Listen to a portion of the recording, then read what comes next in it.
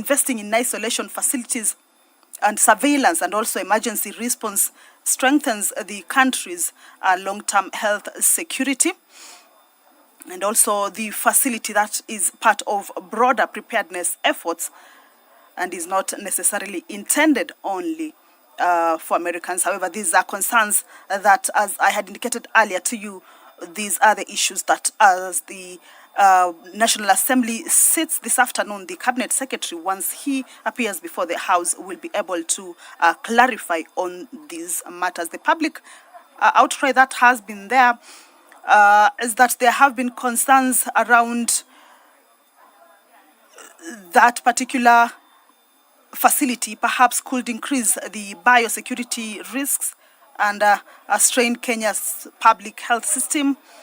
Also, there have been concerns around there have not been any or adequate consultation with the public regarding that particular arrangement. And also, there have been concerns around the national sovereignty on this particular issue. Also, constitutional concerns. There are about several medical groups have been coming out to publicly oppose that plan and warning that the Ebola strain involved presents serious containment challenges. So basically, these are concerns or public a matter that once the Cabinet Secretary appears before the House, the concerns or questions that the members of the public could be having out there, then the members of the National Assembly shall be able to raise this particular matter with the Cabinet Secretary, and those concerns shall be cleared. The Cabinet Secretary shall be able to clear the air on those particular concerns. So that is part of the priority business that the members of the National Assembly this afternoon shall be focusing on.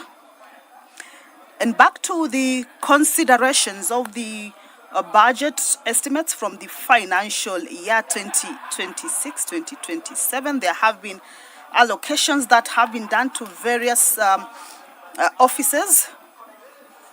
Remember, the total government expenditure, the total national government expenditure is at a total sum of 2,216,13,184 from the consolidated fund to be able to meet expenditure during the year that is ending the 30th of June, the year 2027.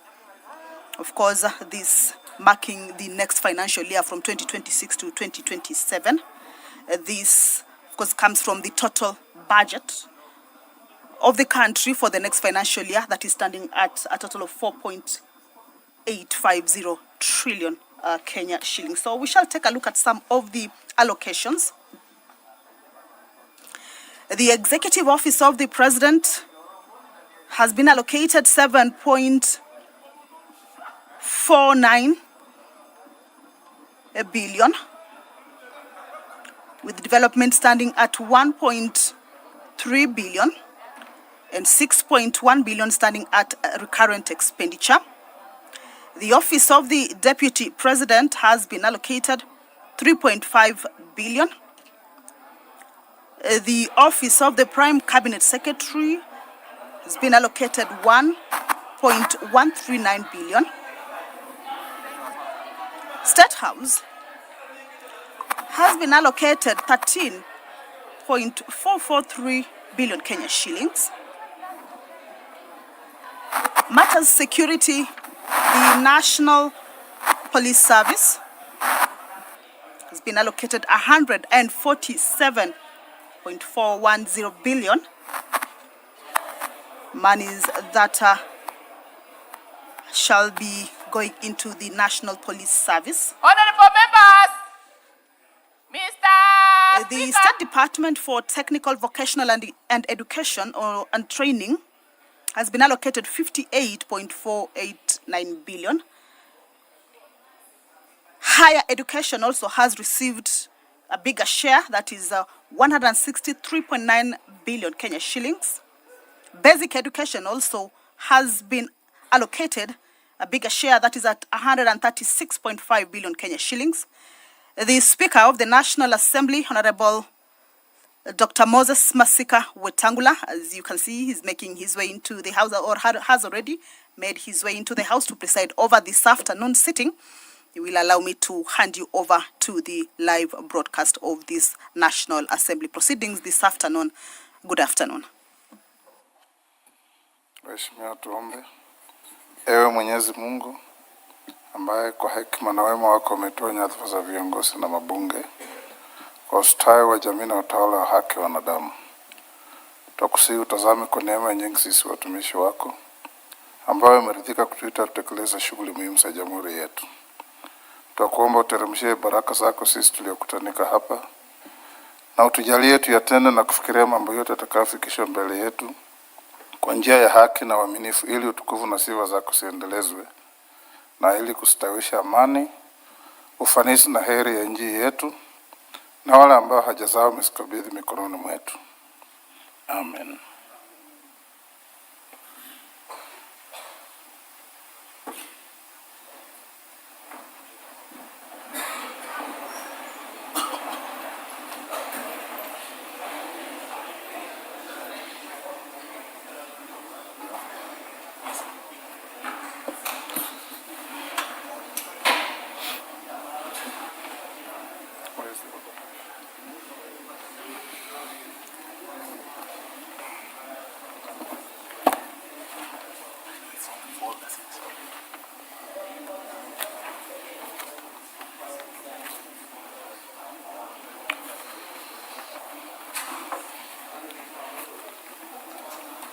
Honorable members, we have quorum.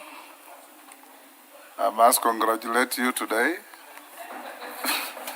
for coming in good numbers at the beginning. We'll proceed as follows. We are entering the second allotted day on consideration of the budget estimates. As you know, under our standing orders, there are 3 allotted days. An allotted day under your standing orders is 3 hours. So you did one this morning. We are going to take 1 hour from now to deal with the issue that has brought the CS for Health, Honorable Duale, on the Ebola issue. When we finish with Honorable Duale, we'll go to the second allotted day. That second allotted day will run for 3 hours. And there will be a seamless transition to the third allotted day that will run up to probably 10:30 tonight. That will be the end of the allotted day, so that tomorrow you go straight into committee for thorough examination of the budget.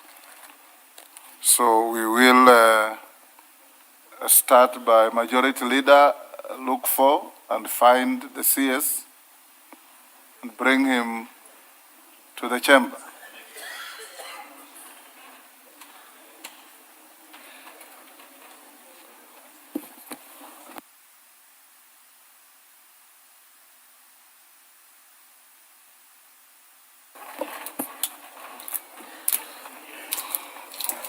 Order number 1, administration of oath. Order number 2, communication from the chair. Order number 3, messages. Order number 4, petitions. Order number 5, papers. Order number 6, notices of motion. Order number 7, questions and statements.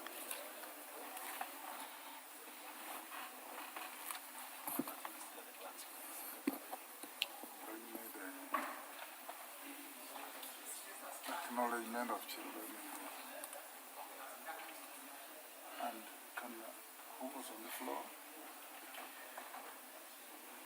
Members, as we wait for the Honorable Duale, we'll save time by proceeding with the motion at order number 8. But before that, allow me to acknowledge in the Speaker's Gallery St. Mary's School from Narok North, Narok. Acknowledge your children, members. In the Speaker's Gallery also there's Kihumbwini Girls School from Gatanga, Murang'a. In the public gallery, we have Kinyogori High School from Limuru, Kiambu. We have St. Mary's Nyabururu School from Kitutu Church, Kisii. And St. Bridget Siomunyu Girls from Kitui Rural, Kitui County. On my behalf and on behalf of the House, we welcome the students, their teachers, and those accompanying them to the House of Parliament.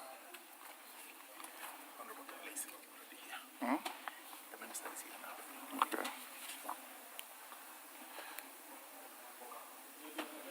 Bring in the minister.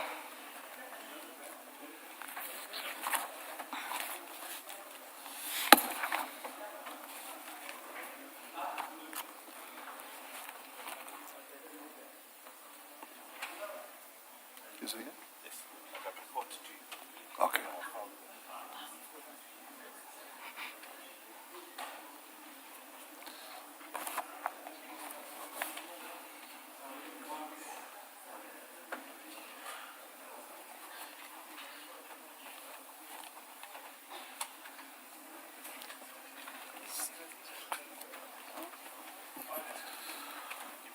Yes, Majority Leader.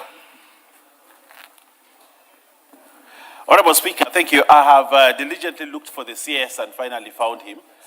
And he is in the House, and I would like to cordially present him to you so that he can start the business of the day. Thank you, Honorable Speaker.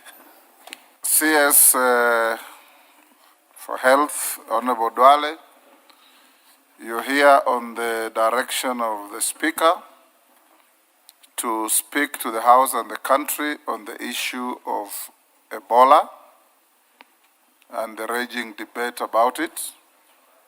This session will be exactly 1 hour. This is an allotted day. It is now 2:46. At exactly 2:46, members, we will stop. 3:46, we'll stop on this issue. So we'll allow the minister to deliver the statement to the House. Thereafter, I'll allow comments, questions to the minister. And at 3:46, we'll discharge him to go back to our allotted business. Minister, welcome.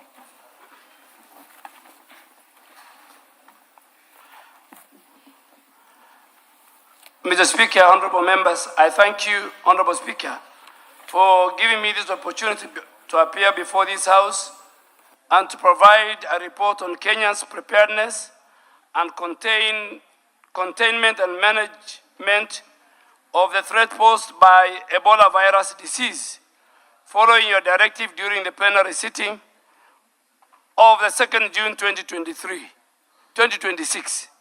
I also acknowledge the concern raised by honorable members regarding the possibility of Ebola virus disease importation into the country, the establishment of a quarantine and isolation centers in Kenya, the preparedness of public health facilities, and the nature of the regional and international coordination mechanism. From the onset, I wish to assure this House and the people of Kenya that the country has not recorded any confirmed case of Ebola virus disease as of 3rd of June 2026.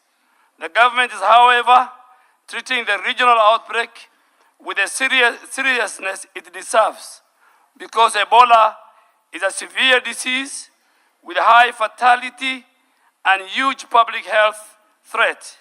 And Kenya's position as a regional aviation trade, transport, and diplomatic hub, places the country at increased risk of importation of the disease. Honorable Speaker, the epicenter of this outbreak is in DRC and Congo. As per our last situational update, the Democratic Republic of Congo has reported 1,083 suspected cases and 259 deaths. Of these, 321 cases are laboratory confirmed, with 48 confirmed deaths. A total of 2,746 contacts have been listed for follow-up. Uganda has reported 12 confirmed cases and 2 deaths, with 642 contacts listed for follow-up. Honorable Speaker, this disease is associated with the Bundi species of Ebola virus. This is significant because there is currently no approved vaccine for this particular virus or for this particular species. The outbreak has also affected healthcare workers both in DRC and in Congo. In view of the regional risk, the WHO declared the outbreak as a public health emergency of international concern on the 16th of May 2026, while Africa CDC declared it a public health emergency of continental security. These both declarations by WHO and Africa CDC signals an extraordinary public health event that poses a risk to other countries and requires a coordinated international response. Kenya has therefore activated the National Preparedness System in accordance with our constitutional duty to protect the right to health, our obligations under the Health Act 2017 and the International Health Regulations 2025. Honorable Speaker, before I respond to the many questions that you have asked me to answer, let me just give the country what is Ebola and which type of Ebola is this. Ebola is a severe, often very fatal illness in humans. There are 3 different types of species. There's Ebola, Zaire, Sudan virus, and the current one we have, which is called Bundibugyo virus, which has the capacity to cause large outbreaks. The modes of transmission are many, Honorable Speaker and members. The infection index from contact to the wild animals. Thereafter, transmission occurs from person to person through blood or bodily fluids from infected persons or dead bodies. Transmission can also occur from contaminated surfaces or objects like bed linen and clothing or unsafe injection practices. What are the early signs and symptoms? The average incubation period of this particular virus, Ebola virus, is between 2 to 21 days. Infected people are not contagious until they develop the symptoms. Initial signs and symptoms are non-specific.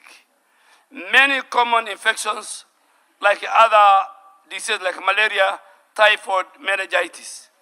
But the symptoms are usually of a sudden onset.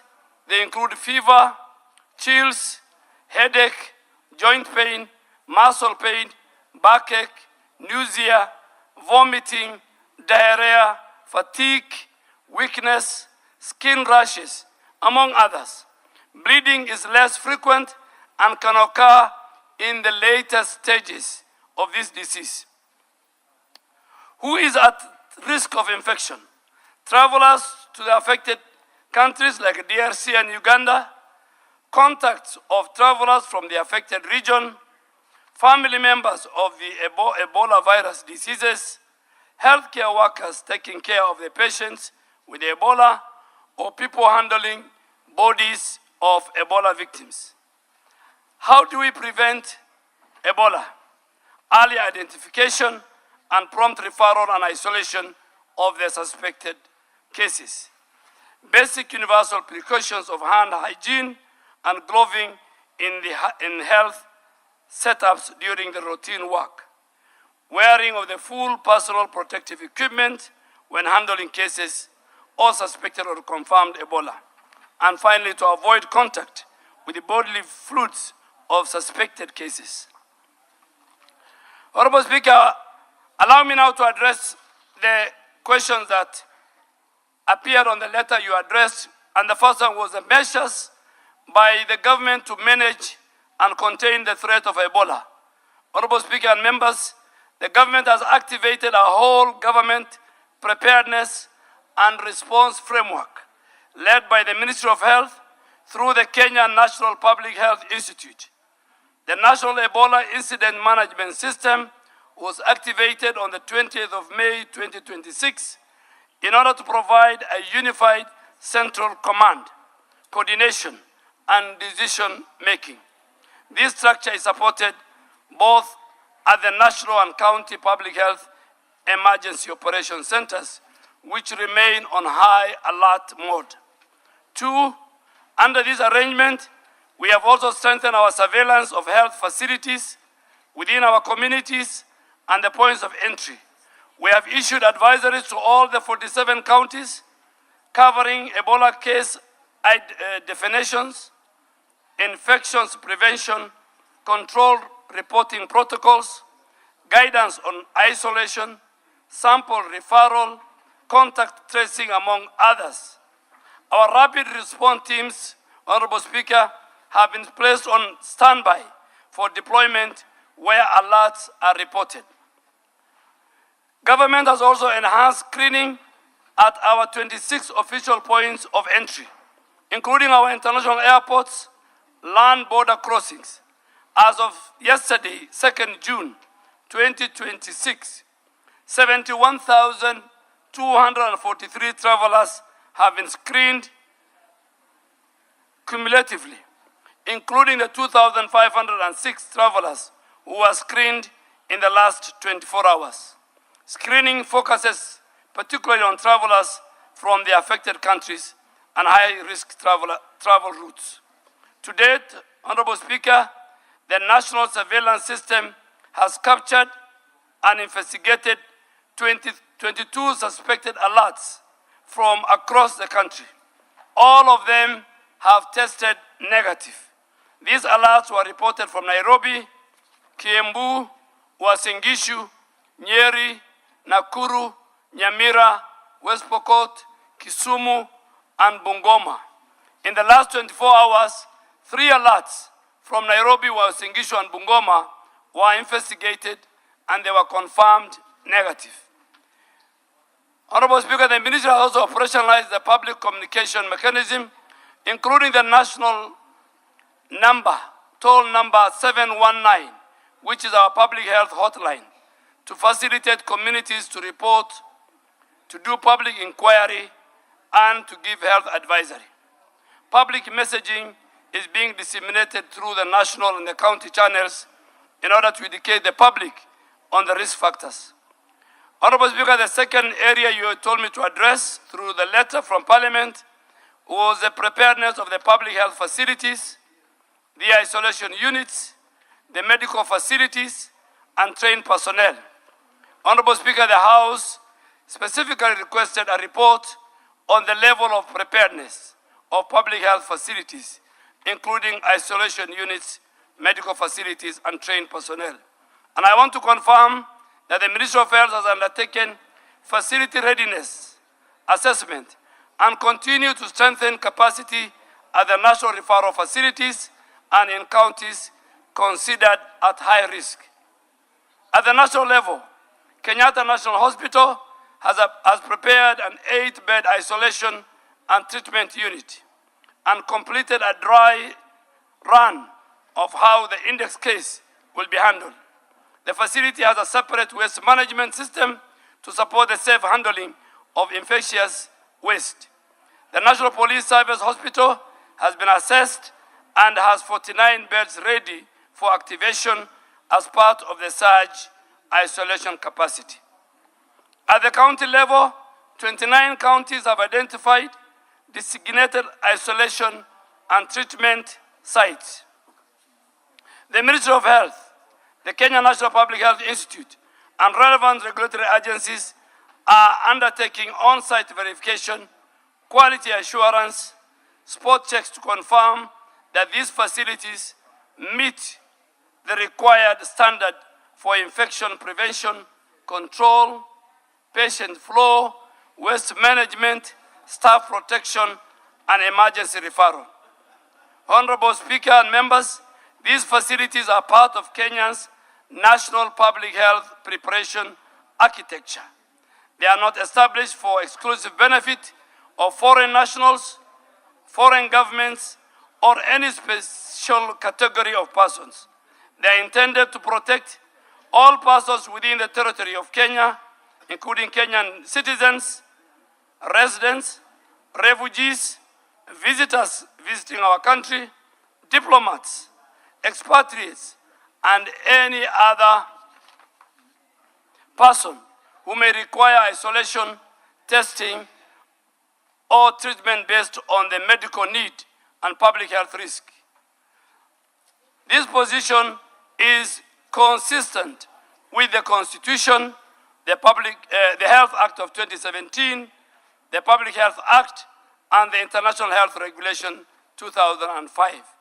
If any person, which says if any person is identified within Kenya as a suspected or confirmed Ebola case, the correct public health response is to safely isolate, test, treat, and trace contacts within the jurisdiction where the risk is detected.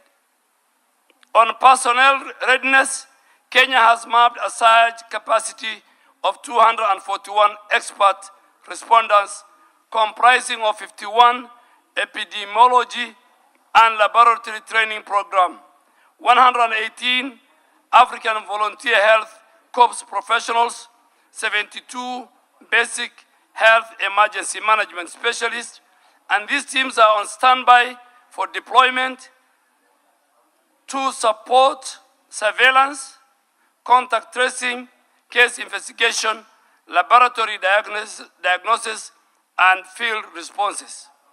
Additionally, 1,069 national and county health workers have been sensitized on Ebola preparedness and respond through a very structured virtual sessions. On-site training and simulation drills have been undertaken in Busia County and Busia border, where 60 health workers have been trained, and additional exercises are going on our plan for the county of Turkana and Trans Nzoia. A national tabletop exercise is scheduled for 15th to 18th June 2026 to test coordination, referral, laboratory, and response. Thirdly, Honorable Speaker, you have asked the measures we have activated as a ministry, which I have really enumerated. Honorable Speaker, in surveillance, the health facility and community-based surveillance have been intensified. Ebola case definitions have been distributed to all counties. Rapid response teams remain on 24-hour standby. Counties have also been directed to identify and operationalize isolation facilities, holding areas, and quarantine facilities. At our points of entry, screening has been strengthened through health declaration requirements, temperature screening, symptoms assessment, and referral protocol. Thermal scanners, holding rooms, ambulance systems are being reviewed and activated in all our priority ports of entry, including major airports and high-volume land border points. On our laboratory preparedness, the virus being an extreme biohazard, 4 laboratories have been designated for Ebola testing. The National Public Health Laboratory, KEMRI Nairobi, and KEMRI Kisumu, and a mobile laboratory deployed to Busia. These laboratories are equipped for molecular diagnosis with a mobile laboratory positioned to reduce the turnaround time in the border region. However, Honorable Speaker, I wish to be very candid with this House. While laboratory capacity is strong, the current stocks of specialized test kits, reagents, personnel protective equipment, which are estimated to support only approximately the first 200 suspects are in place now. And this is why additional emergency financing and partner support are required to build a more adequate testing capacity. In infection prevention and control, the World Health Organization has provided 1,000 Ebola PPE kits, which are available in the country and being prepositioned to support preparedness activity. Initial preposition is focused on strategic sites, including Kenyatta National Hospital, Kenyatta University Teaching, Referral and Research Hospital, Mombasa, MTRH in Eldoret, Turkana, and other high-risk points of entry. Honorable Speaker, the fourth item was on regional cooperation coordination with our neighbors, foreign governments, and international health agencies. Honorable Speaker, the House requested a report on that. Kenya is working closely with all the affected and neighboring countries, regional institutions, international partners, because Ebola is not a national problem. It's a regional, it's a global security, it's a global public health security threat. The ministry is engaging in cross-border coordination with our sister country, Uganda, with a particular focus on sharing surveillance, information, traveler screening, case notification, contact tracing, laboratory referral, and rapid response readiness. Kenya is coordinating, and we have held meetings at the highest level with the World Health Organization, with the Africa CDC, with the IGAD, with the EACC, with the International Organization for Migration, with the US Center for Disease Control, all these at ministerial level, and with other development partners. This cooperation is focused on surveillance, on laboratory support, on simulation exercise, on technical guidance, training, risk communication, logistics, and partner resource mobilization. And I wish to emphasize, Honorable Speaker, that international cooperation does not mean surrender of our national authority and sovereignty. All public health decisions within Kenya remain under the authority of the government of Kenya. International partners provide technical assistance, commodities, financing, training, and logistical support. Regarding the recent media reports alleging that Kenya has entered into an agreement with the United States of Government to establish a quarantine facility for US citizens or foreign nationals, I wish to state it clearly that Kenya and the US government signed an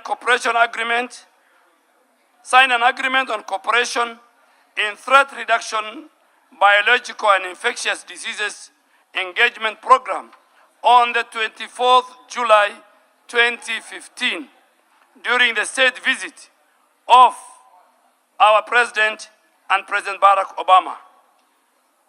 President Uhuru and President Barack Obama. The agreements were therefore approved by the cabinet then in April of 2016 and subsequently introduced in this House in Parliament, laid on the table of the House on the 19th of July 2016.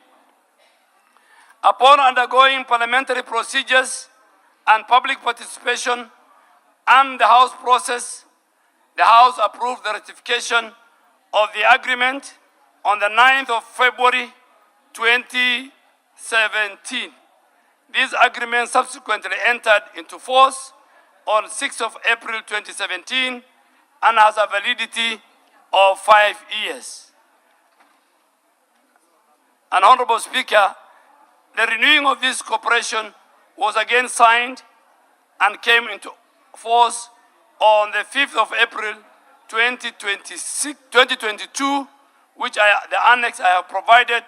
The extended agreement has a validity period of 7 years and is valid to the 5th of April 2029.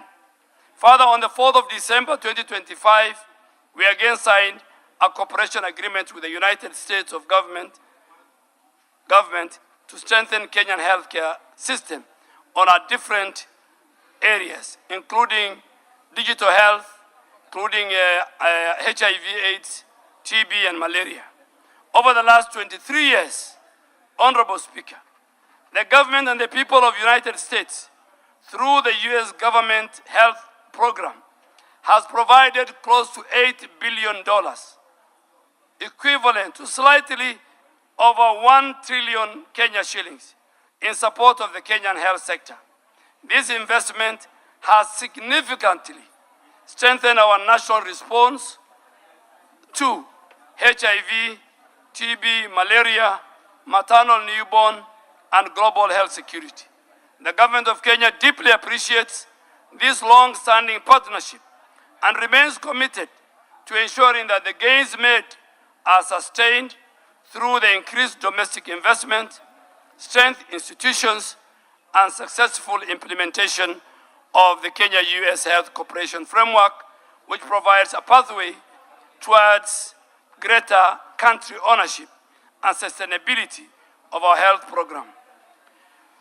Honorable Speaker, the proposed Ebola treatment and isolation unit at Laikipia Air Base is part of the 23 similar units to be established in the country as part of our preparedness and response.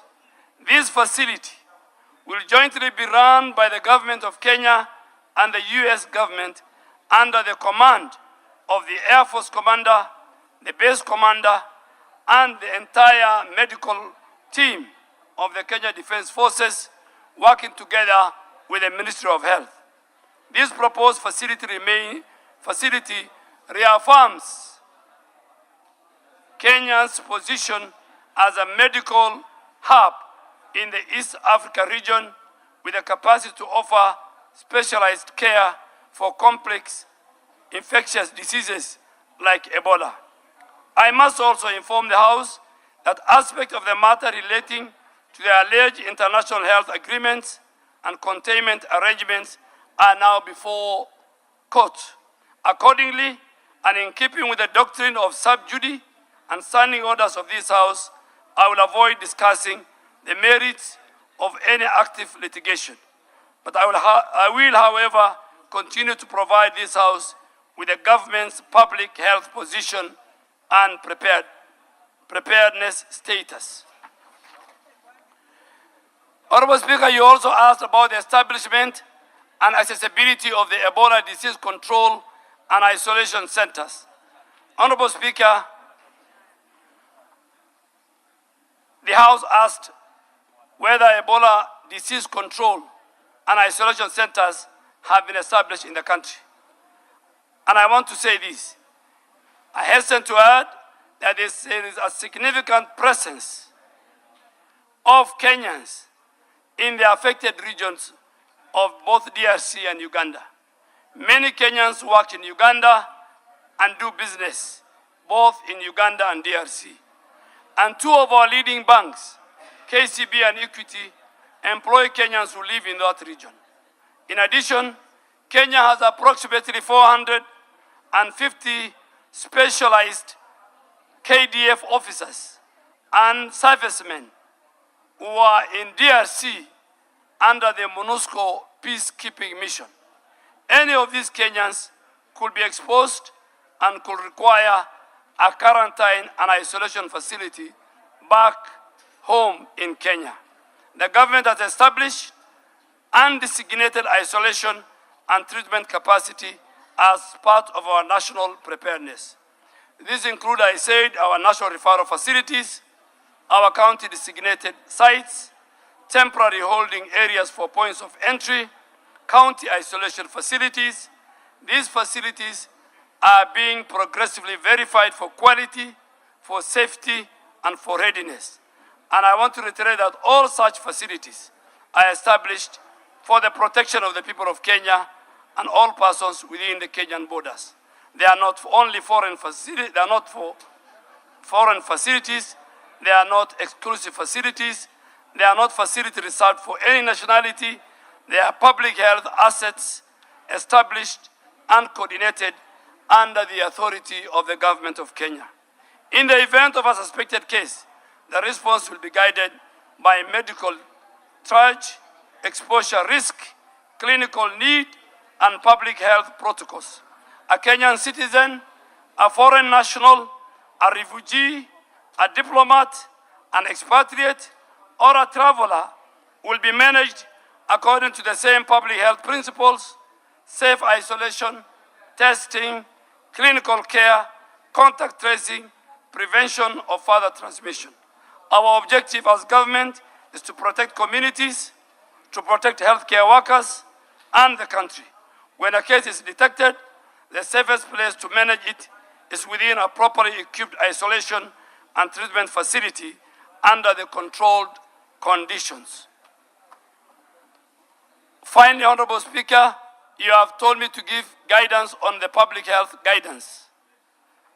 Honorable Speaker, any person who develops fever, headache, vomiting, diarrhea after recent travel to the affected areas or one of their community members after contact with a suspected case should seek medical attention immediately and report through the 719 public health hotline.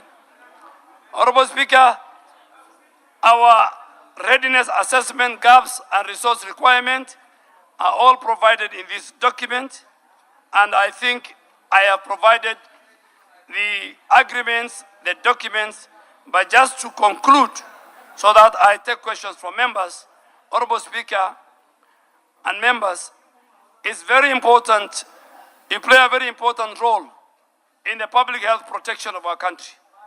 Misinformation during disease outbreaks can cause panic, can cause stigma, can delay health seeking and resistance to public health measures. I therefore request members of this House to support the Ministry of Health by amplifying accurate information, encouraging early health seeking behavior, supporting screening at border points of entry, and urging the public to use the official 719 hotline. Honorable Speaker, I want to repeat for emphasis, Kenya has no confirmed case of Ebola virus disease. Our surveillance systems are active. Our laboratories are functional. Our points of entry are screening travelers.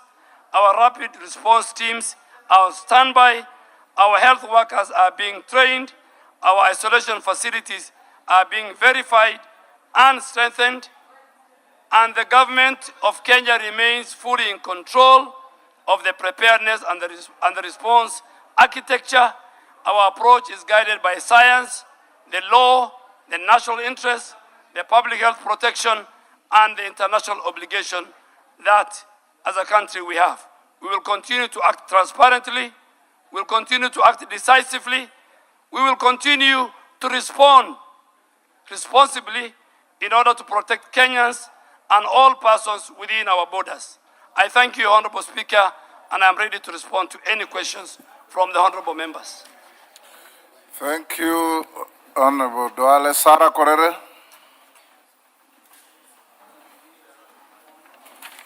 Thank you, Speaker. Speaker, we've had a very elaborative explanation from the Cabinet Secretary. And Speaker, coming from Laikipia, we have a lot of reservations and especially concerns from the people we lead because we are representatives of the people. Speaker, it is clear that this Ebola is rare and fatal disease. And common sense will dictate that if this disease starts in a particular place,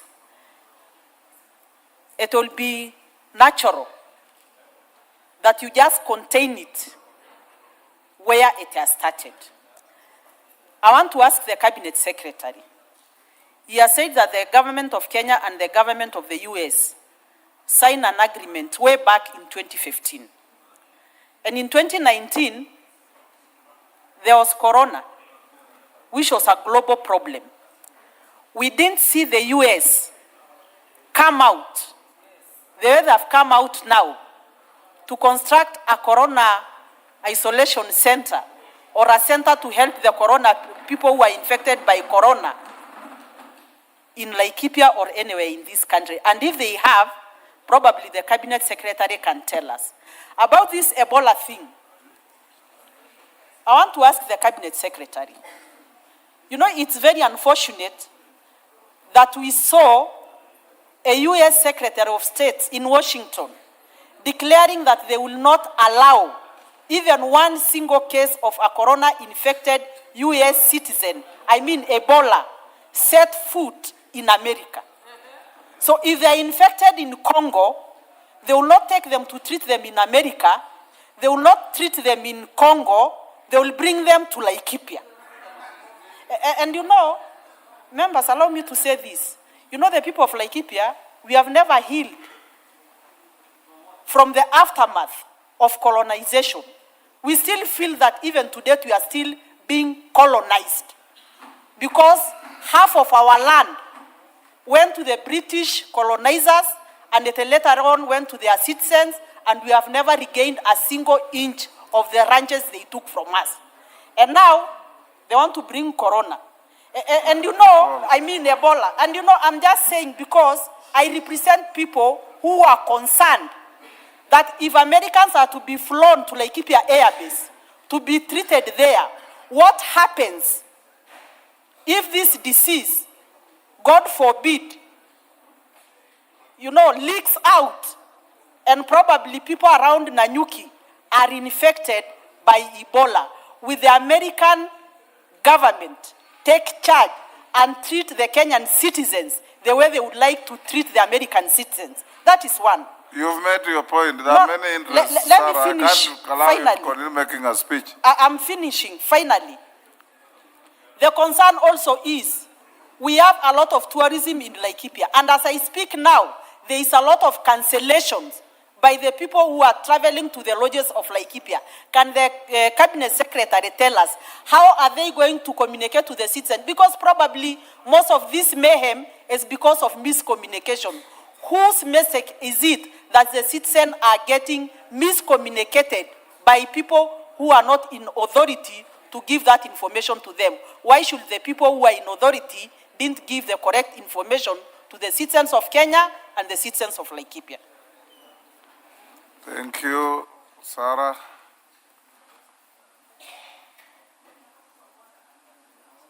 Mere Mase.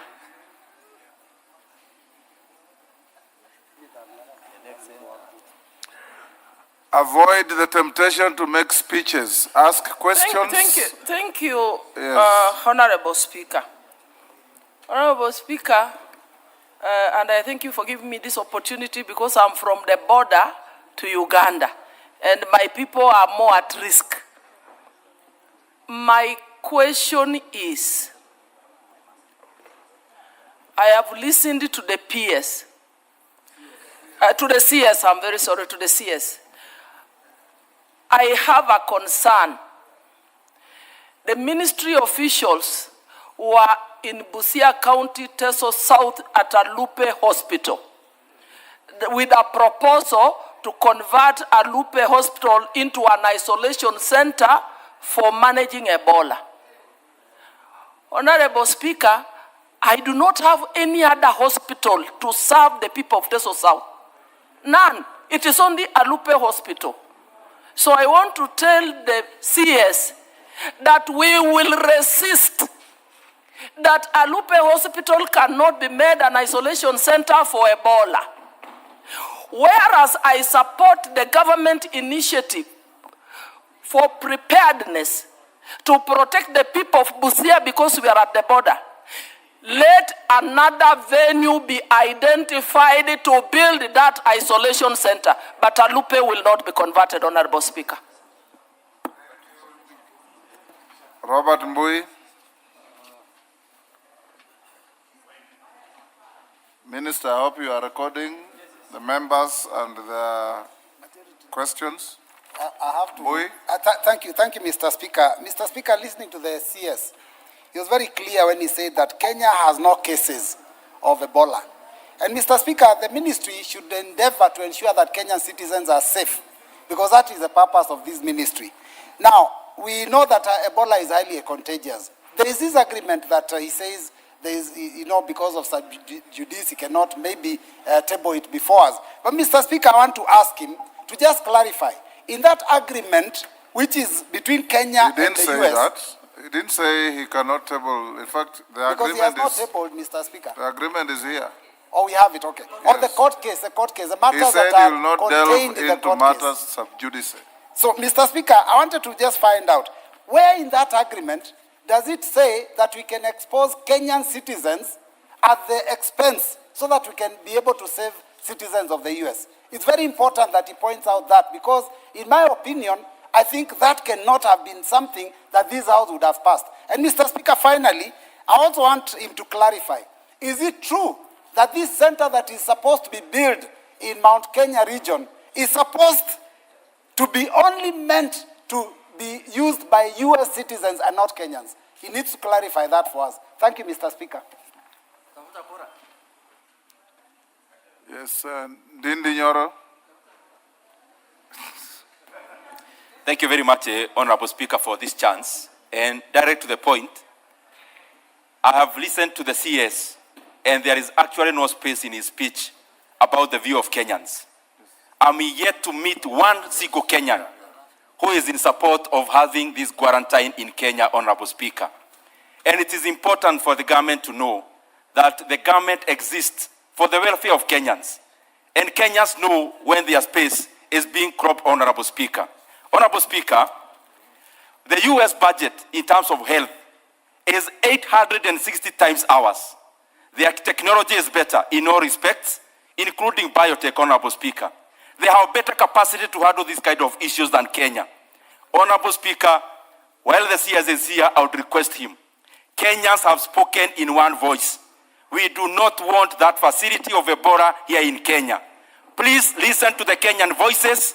And Honorable Speaker, as the CS is here, the CS should actually bite himself and the obligations to what the Kenyans are looking forward to. Lastly, Honorable Speaker, in terms of the fragility of our health sector, and also listening to some officials from the US proclaiming clearly that they do not want any case of Ebola in their country, how reckless would the government be in doing exactly the same that which the country that is the US do not want in their soil? As Kenyans, we refuse. The government must listen to Kenyans and desist from having this quarantine in Kenya. Yes, Mama Zamzam. Come to you. Asante Mheshimiwa Spika, na mimi pia niweze kumwelezea waziri. Ndio, Ebola na kujitayarisha ni kitu kizuri sana, kwa sababu hawa ni majirani zetu, wengine wanatuuzia kahawa umumu, wengine wanafanya nini, lakini iwe ni kama kukinga wa Kenya peke yake, waziri. Lakini waziri, ikiwa, na mimi nataka niwaambie hata wale wabunge walikuwa hapa, kwa sababu inasemekana hiyo ilipita hapa bunge hapa, na Ndindi Nyoro ulikuwa hapa kwa hii bunge. Kwa hiyo ni vitu ambavyo mngeweza kukataa wakati ule, ili isiweze kupita mumpatie rais wakati mgumu. Waziri, mimi napenda kusema tu, kama Mwamerika amekataa kule kwake, hapa Kenya tukubali, na nasikia katika counties 20 ambao walikuwa wamekubali, Mombasa ilikuwa moja wao.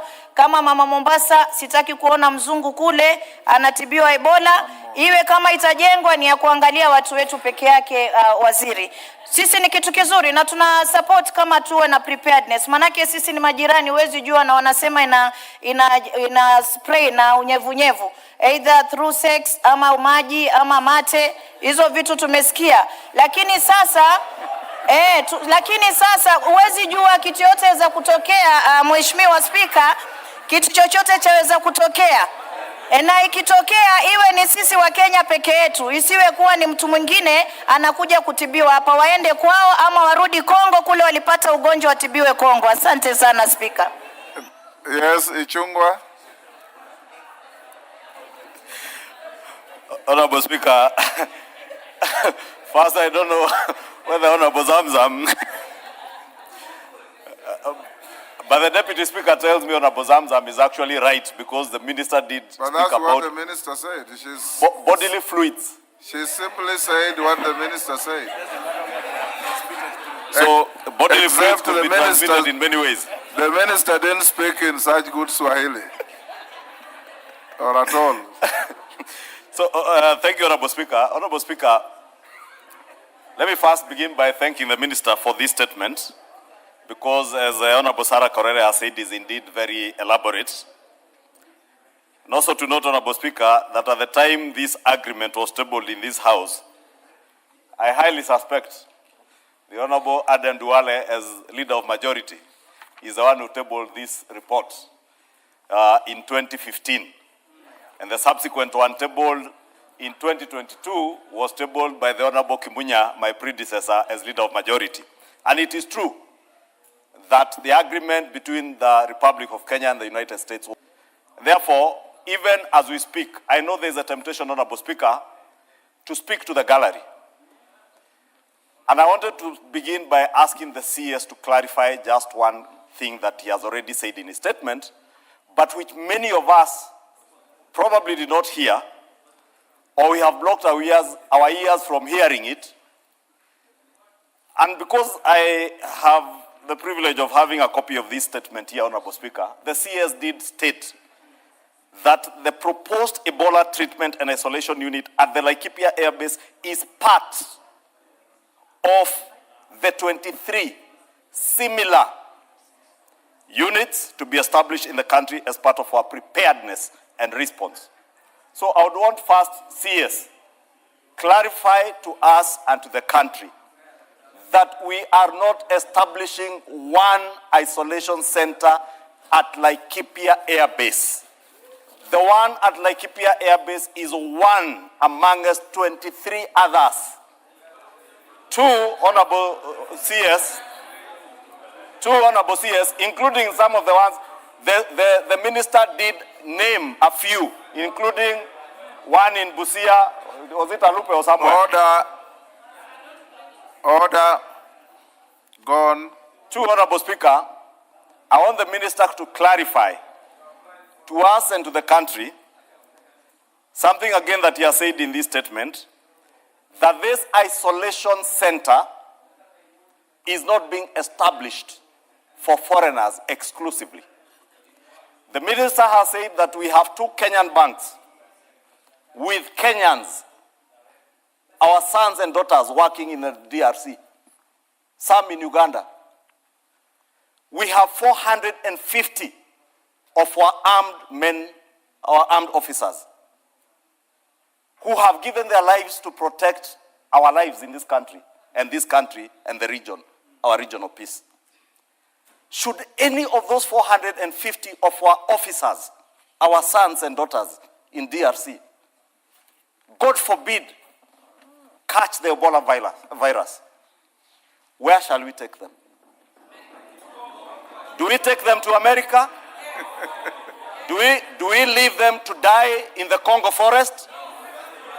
Or do we establish isolation centers as any responsible government and administration would do to make sure that should you, Honorable Speaker, this weekend, I traveled to Rwanda.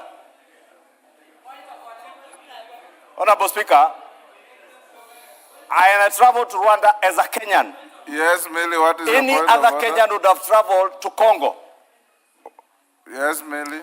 Sorry, Mr. Speaker, I had to interrupt the majority leader, especially now that I'm in leadership of the broad-based. But I'm just wondering, is the honorable member in order to imply that the United States of America is irresponsible by not setting up their own facilities in America? Because Kenya is responsible setting up one in Kenya.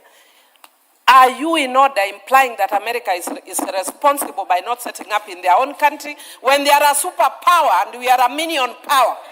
Are you, even Honorable Buru is still looking for power and you are bringing, are you suggesting that America is irresponsible by any chance? Honorable Millie, are you saying that America is incapable of being irresponsible? Mr. Speaker, I am actually asking for clarification. I am not saying, Yes. Mr. Speaker, I plead the Fifth Amendment. I just want to know from the... Okay. Honorable Speaker, in direct response to my sister, Honorable Millie, I am very well versed with our standing orders. I would never allude to the irresponsibility of a friendly nation on the floor of this House. I will not do that. But my point was, Honorable Speaker, back to my point, that as a responsible country, should we or should we not have isolation centers? Because this disease, we can't run away from the fact that it is there, and it is there in our neighborhood, in this region. Therefore, the question that I wanted the CS to clarify, Yes. and I'm saying this, Honorable Speaker, deliberately in a leading manner, so that the CS clarifies for us and for the nation, this isolation center, from what I read in his statement, you know, Honorable Speaker, the problem is that members don't listen, like the member for Aldai is making noise and distracting me. And that is why maybe we may have missed some of the issues the CS has said. Because my understanding, and that is the clarification I sought, was that this isolation center is for preparedness, even to cater for Kenyans who may catch the disease, whether it is a staff of KCB, Equity Bank, or one of our armed officers who are working in DRC. Should they catch the disease, for instance, the military, the natural thing would be if I was a commander-in-chief or the CDF, airlift anyone in an isolated manner to the airbase, to the isolation center there, to be treated there. But a truck driver, Honorable Speaker, who catches the disease in DRC, in Goma, and probably is detected at the Busia border. Is there a facility at the Busia border? Because I have read about the laboratory testing there. Maybe among us, the 23, the CS should also clarify, where are these other 23 centers to be established? Do we have them around the border with Uganda and where the trucks are passing, both legal and the illegal crossings? Because I see in the statement he spoken about the legal crossings. But there are also illegal border points. What are we doing? Lastly, CS, on your preparedness, you have spoken about the contact tracing. We are at about 100%, 87% on laboratory readiness, rapid response teams at 90%, infection prevention and control at 56%. But you have also told us that we have kits for the first 200 suspected cases. And that is where preparedness comes in, Honorable Speaker, and I hope the CS can tell us, have you then prepared? Because I've also seen your request.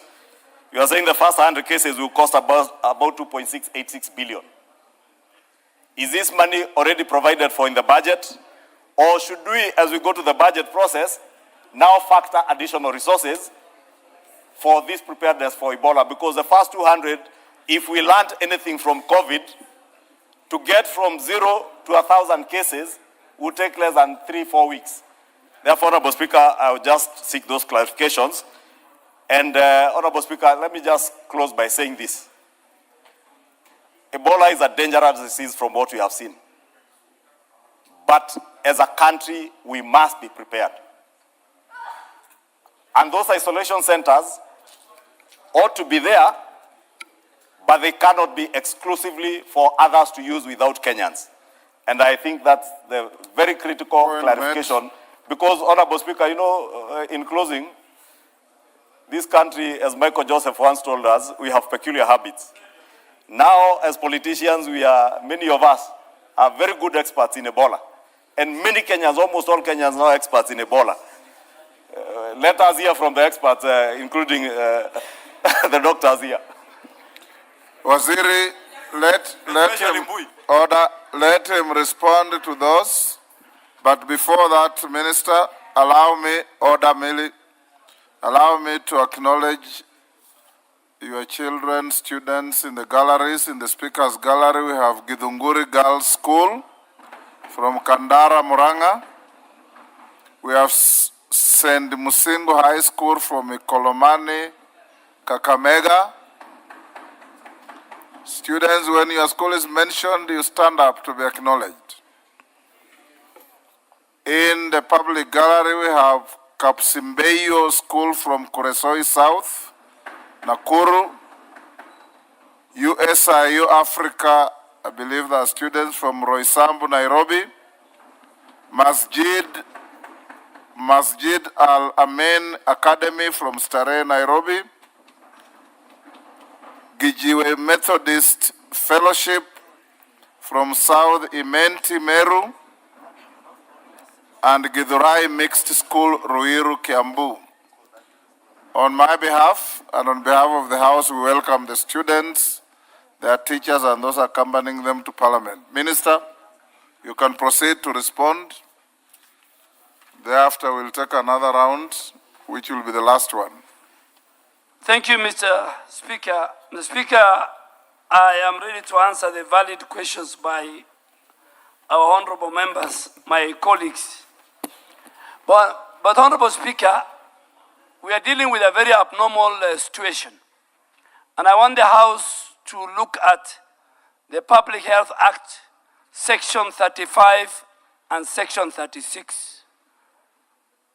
That mandates the Ministry of Health to take all the necessary action to protect and safeguard the safety of our citizens, our visitors, and all those who live within the borders of our country from any of the infectious diseases.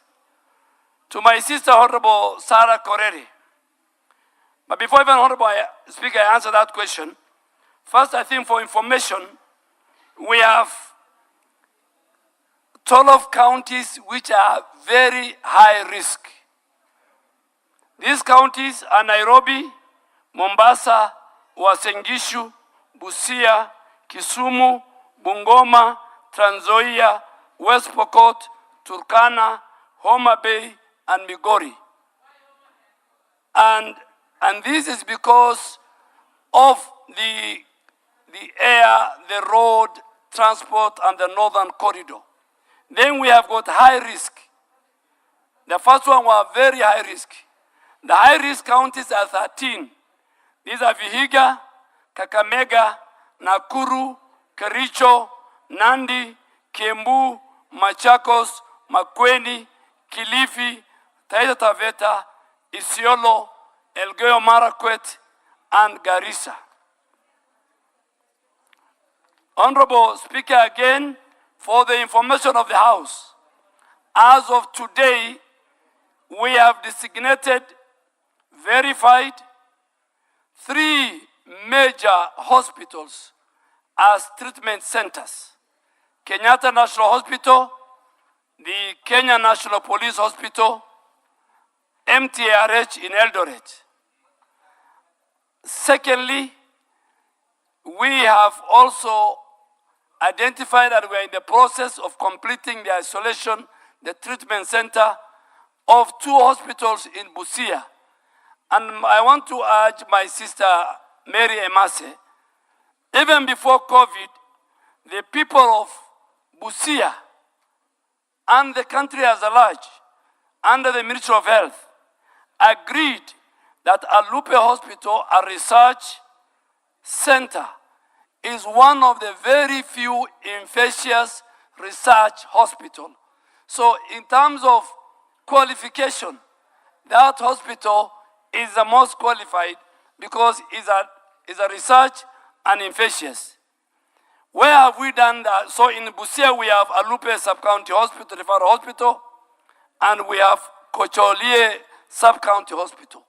The reason why we picked on those 2, you know, that is where the biggest crossing. For the record, it's called Kocholia, not Kocholia. Kocholia. That is where the epicenter in terms of crossing from either DRC, our tracks, and the movement are. But we are doing assessment of these sites in the following counties. And Honorable Speaker, under the Public Health Act, we don't need to do public participation. We are not going to consult citizens. Even members of parliament here, when they fall sick, they rush to their doctor to make sure they get the best treatment.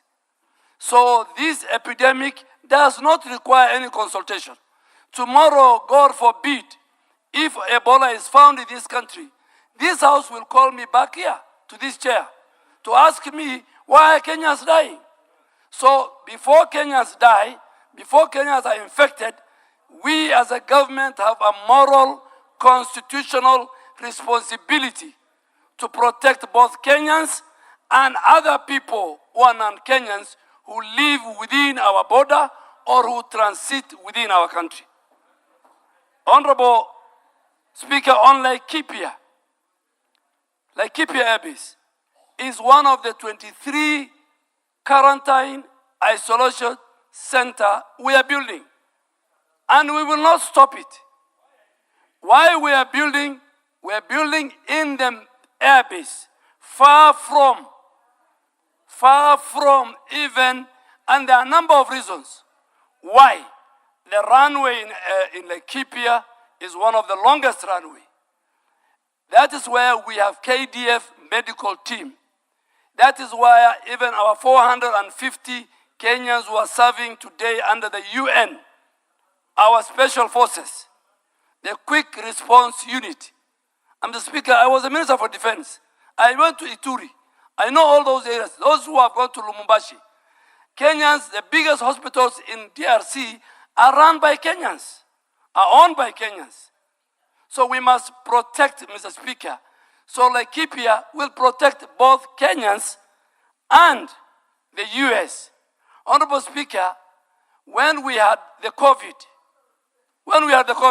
and some of us were members of parliament here, the UN, the US, and many other international bodies built a hospital in Nairobi Hospital, a UN specialized hospital to deal with COVID. There was no noise that time. We have a responsibility to protect citizens. Let him respond. Honorable Speaker, on what the Secretary of State, Mark Rubio, said, that if it was said by the Minister, the Secretary of Health, I will respond. But I think that is an area for diplomats. The best person to respond to this House is the PCS. Because if it was my colleague, C.S. Kennedy, Alupe have answered very well. Laikipia we will build. Honorable Dini Nyoro, I think you are a bit very unfair. Because if all counties refuse to host isolation centers, the way you are suggesting, where will the Kenyans who will be infected, God forbid, go? I mean, as a leader, I don't think that way we can be responsible. And I agree with you, Madam Zamzam. Semen is part of the fluid. You are right. You are right. I saw people laughing at her. Body fluids. When we talk of body fluids, there are different types. Semen is one of the body fluids. So, Honorable Ndindi Nyoro, I really want to urge you, my very good friend, if we say every county refuses, then where are we going to treat Kenyans? Are we going to treat them up in the air? We as a government have a responsibility. We can still even create another isolation center in one of our barracks in any part of the country. If today it was in Mordecai in Garissa, in Isiolo, so it will treat both Kenyans and foreigners. And please, let us not politicize it.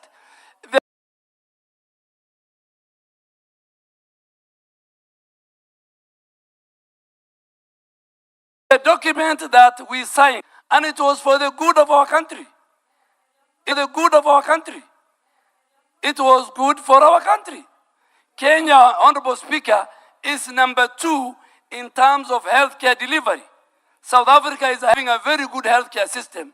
I can assure you, under the good leadership of President Ruto, we will become number 1 in healthcare delivery in another 10 years. Honorable Kimani, I have given all the 23 on our table of all the isolation centers, including let us not politicize the health of our citizens.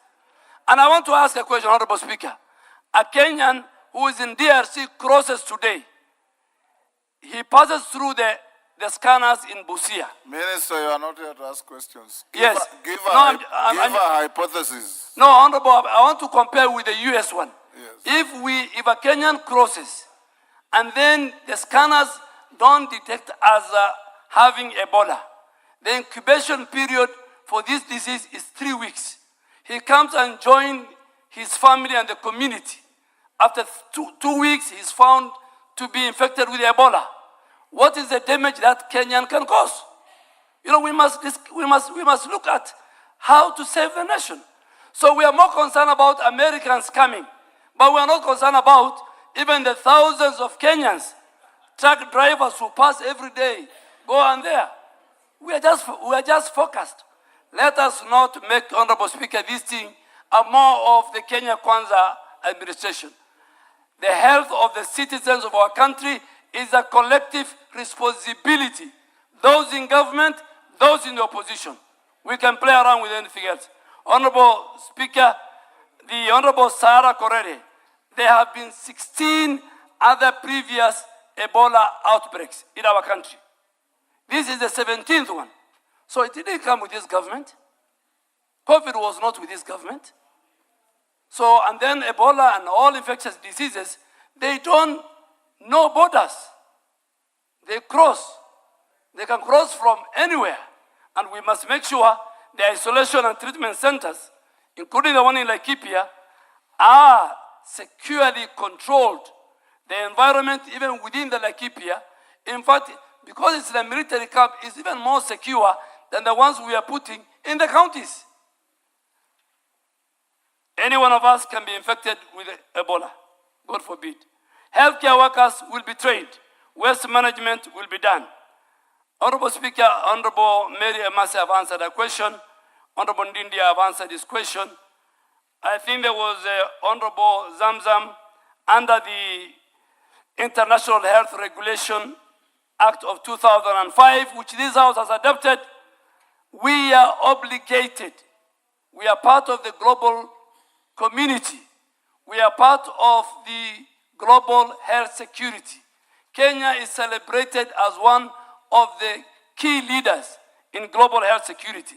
We are obligated not only to take care of our own, but we are obligated to treat, to detect, and make sure even those who are not Kenyans, but who are within our border, must be taken care of, so that we are not safe until all of us are safe. I think the Honorable Deputy Minority Leader, my old colleague, the facility is receiving patients. What we have passed in the House was on infectious, biosafety, biological, which were all stipulated in the agreement. And Honorable Speaker, I have carried all the documents for this House. It was there before. You can get it from the Hansard, how it was passed, but I still have copies at the Ministry of Health. So quarantine is not only for Americans, even Kenyans will be isolated at the facility, and I have highlighted the huge Kenyan population in DRC and Uganda need our support. Honorable Speaker, I think most of the questions I have answered. The last one is, let our preparedness and response be dictated by science and not by politics. How we respond, how we protect our citizens from Ebola, which has no vaccine, it should be guided by science, but not politics. We'll go back to politics when we know the country is safe, the citizens are safe. And Honorable Speaker, finally, Nairobi is the center of the diplomatic community. The UN at Gigiri, the only one in the global south, extra 8,000 staff have been brought in the last 3 months. This is where we have the multilateral institutions. This is where we have JKI last year received 9 million visitors. at about 3 million tourists. All those, plus our citizens, we must be cognizant of their health. Honorable Speaker, so like Kipia, Honorable Korere, the one on the land taken, I think it is this House again which has passed the agreement between us and our UK partners. So there's nothing illegal the government has done. Let's all of us be the voices and help us communicate to our constituencies that Ebola, and particularly this variant, is dangerous, it has no cure, and all of us must be vigilant and alert, and those of us in the health ministry, we will protect our citizens. Order, Mary Masse. What is it, Masse? He has responded to your question.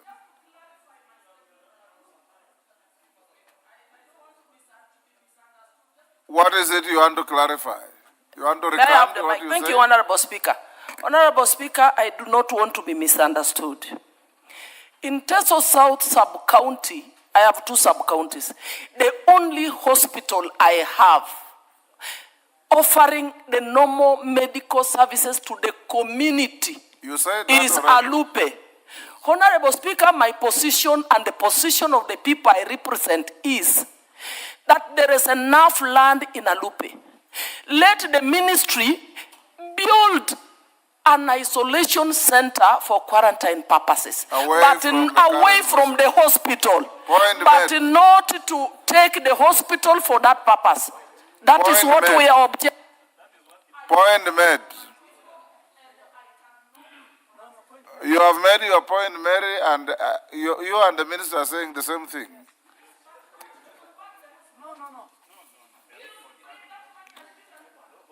Honorable members, order.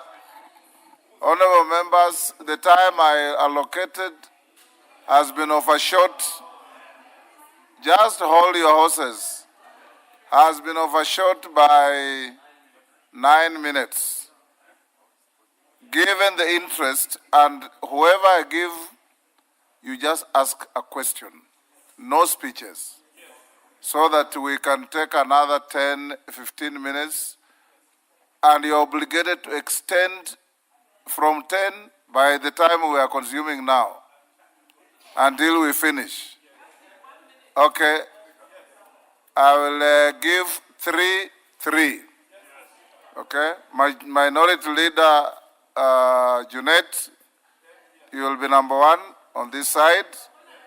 Number 2, I'll give Honorable Kiamba Susan. That is number 2. Number 3, I'll give the Chair of Health. This side, I'll give Professor Jaldesa, number 1. I'll give my Deputy Speaker, number 2. And I'll give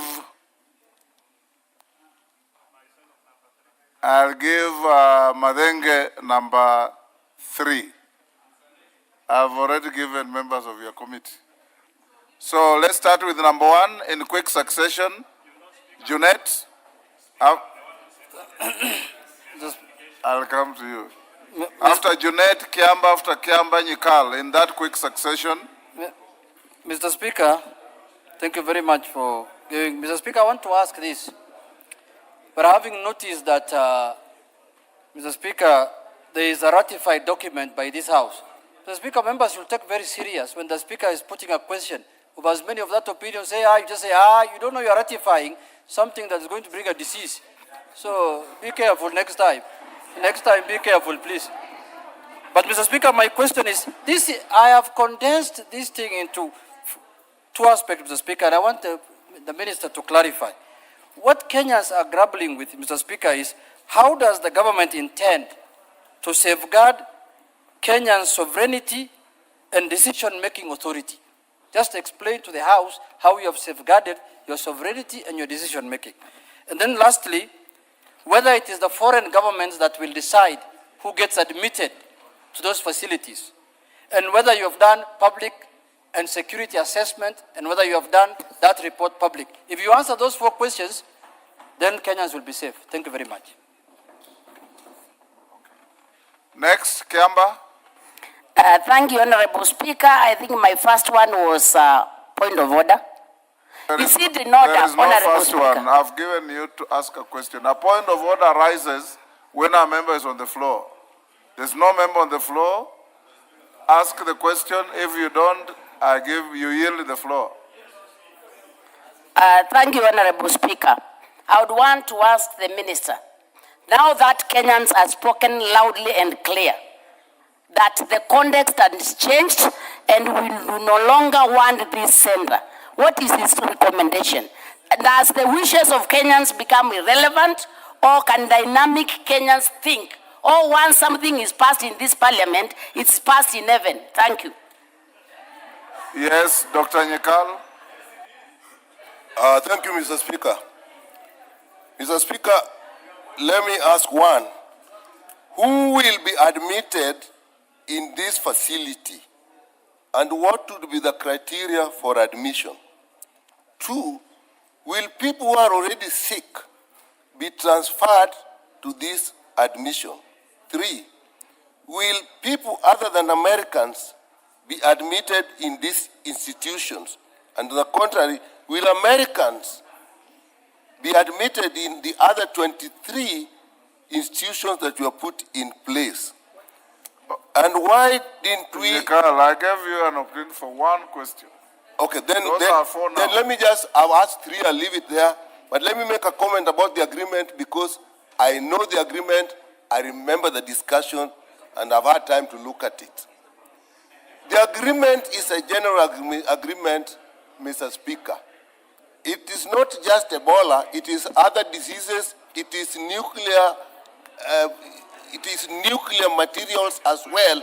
And in every point in the agreement, it says with mutual agreement. At every point in that agreement, it says with mutual agreement. So, Mr. Speaker, I only wanted to make those 2 points. What is the point of order, Carolo Monde? What's your point of order? Honorable Speaker, is it in order for the chair of the Health Committee to mislead the House and the nation that in those 2 agreements, which I have here and which I have read, there's a clause that provides for the establishment of an isolation and treatment center in case of any outbreak of Ebola or any other disease? There's none. I can read them out He for never you. If said it is, that. show us, tell us the article. Order, Honorable Carolo Monde. Order. Mr. Speaker, I say... Dr. Nyekal, I heard you clearly. Take your seat. Take your seat. Carolo Monde just wanted an entry to make an inflammatory statement. Yes. You never said that. Jaldeza? Yeah, thank you. Order, Carolo Monde. Nyekal never said what you are saying. I'm closer to him. And I listen to all of you. Thank you, Mr. Speaker. Thank you, Mr. Speaker. I want to tell the House that Kenya is lucky to be having the leading and the best researchers in this region. Kenya has been taking leadership in leprosy research at Alupe, which was an isolation center. Mr. Speaker, when HIV started, HIV patients were actually isolated until people learned that it's not a such contagious disease. And it was based at Cambridge, and it has done very well. And the research work which was done and the researchers were left behind for the country. Mr. Speaker, last COVID was such a threatening disease that we were actually trying to look for beds for patients who have COVID. And people are going to all sorts of funny places, including some hospitals in Kibera, and it saved people's lives. But the good thing, the Nairobi Hospital East Wing, was left behind for the hospital and for the country. What is the point of order? Oh. Mr. Speaker, Point of order. Let's see. is it right for my colleague to refer to Kibera as funny hospitals, even in Kibera? Is Kibera not a constituency? Yes. It's demeaning my constituency. Go on. Mr. Speaker, Kibera is a constituency, and it has the highest concentration of people in this country, and it deserves better services. Mr. Speaker, my point is this. Mr. Speaker, when this Ebola virus outbreak ends, what will be the benefit left for the country? That now we can say the country benefited financially in terms of resource and research from this outbreak. Deputy Speaker. Honorable Speaker, I would like the Cabinet Secretary to confirm to the members here who have objected to having the quarantine centers in their own counties that in our case, Uasin Gishu County is one of the quarantine centers. And because of our close proximity to Malaba border, we can be at risk and our people can be at risk. And that is the reason why we are not politicizing it. We are welcoming it because we know they'll take the necessary steps to make sure that we don't risk. And also, I want the Cabinet Secretary to also confirm to members that you're not going to endanger our health because of politics. This is a highly infectious disease. In fact, it can warrant calling of a state of emergency in the country. It is not a choice for people to make or a court process. The moment the country, people's health is endangered and livelihoods are at risk, we might not even be, you're not supposed to even question. So I think it's important to know that that is not something that is within our prerogative to say, I don't want this hospital, or I do not want that hospital. And for Honorable Karoli Omondi, if you look at page 5, you will see the participants intend to collaborate in the following areas: surveillance and outbreak response. What is exactly happening now is surveillance and outbreak response. All the steps that the Cabinet Secretary has read here are exactly those. Thank you, Honorable Speaker. Madenge. Thank you, Honorable Speaker. Honorable Speaker, I want to draw the Minister to the attention to the first agreement that was tabled in this House for ratification. On page 6, Article 3, Executive Agents and Implementing Agreements. For the United States, the agent responsible is the United States Department of Defense.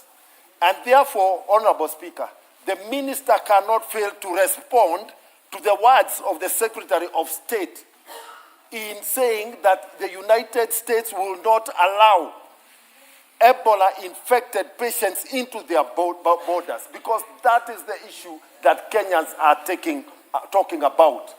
In Kenya, it is the Ministry of Health. So, CS, you cannot abdicate responsibility. Honorable Speaker, my second content, again on the agreement, is Article 11, page 11, that this agreement shall remain in force subject to Article 13.2 for a period of 5 years from the date of entry into force and the ratification by this House. There was no express, although there is a provision in 3, this agreement may be renewed for an agreed period upon mutual consultation and consent. In the approval provided by this House, did this House envisage that when I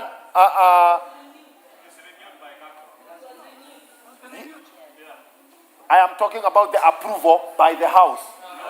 The approval by the House.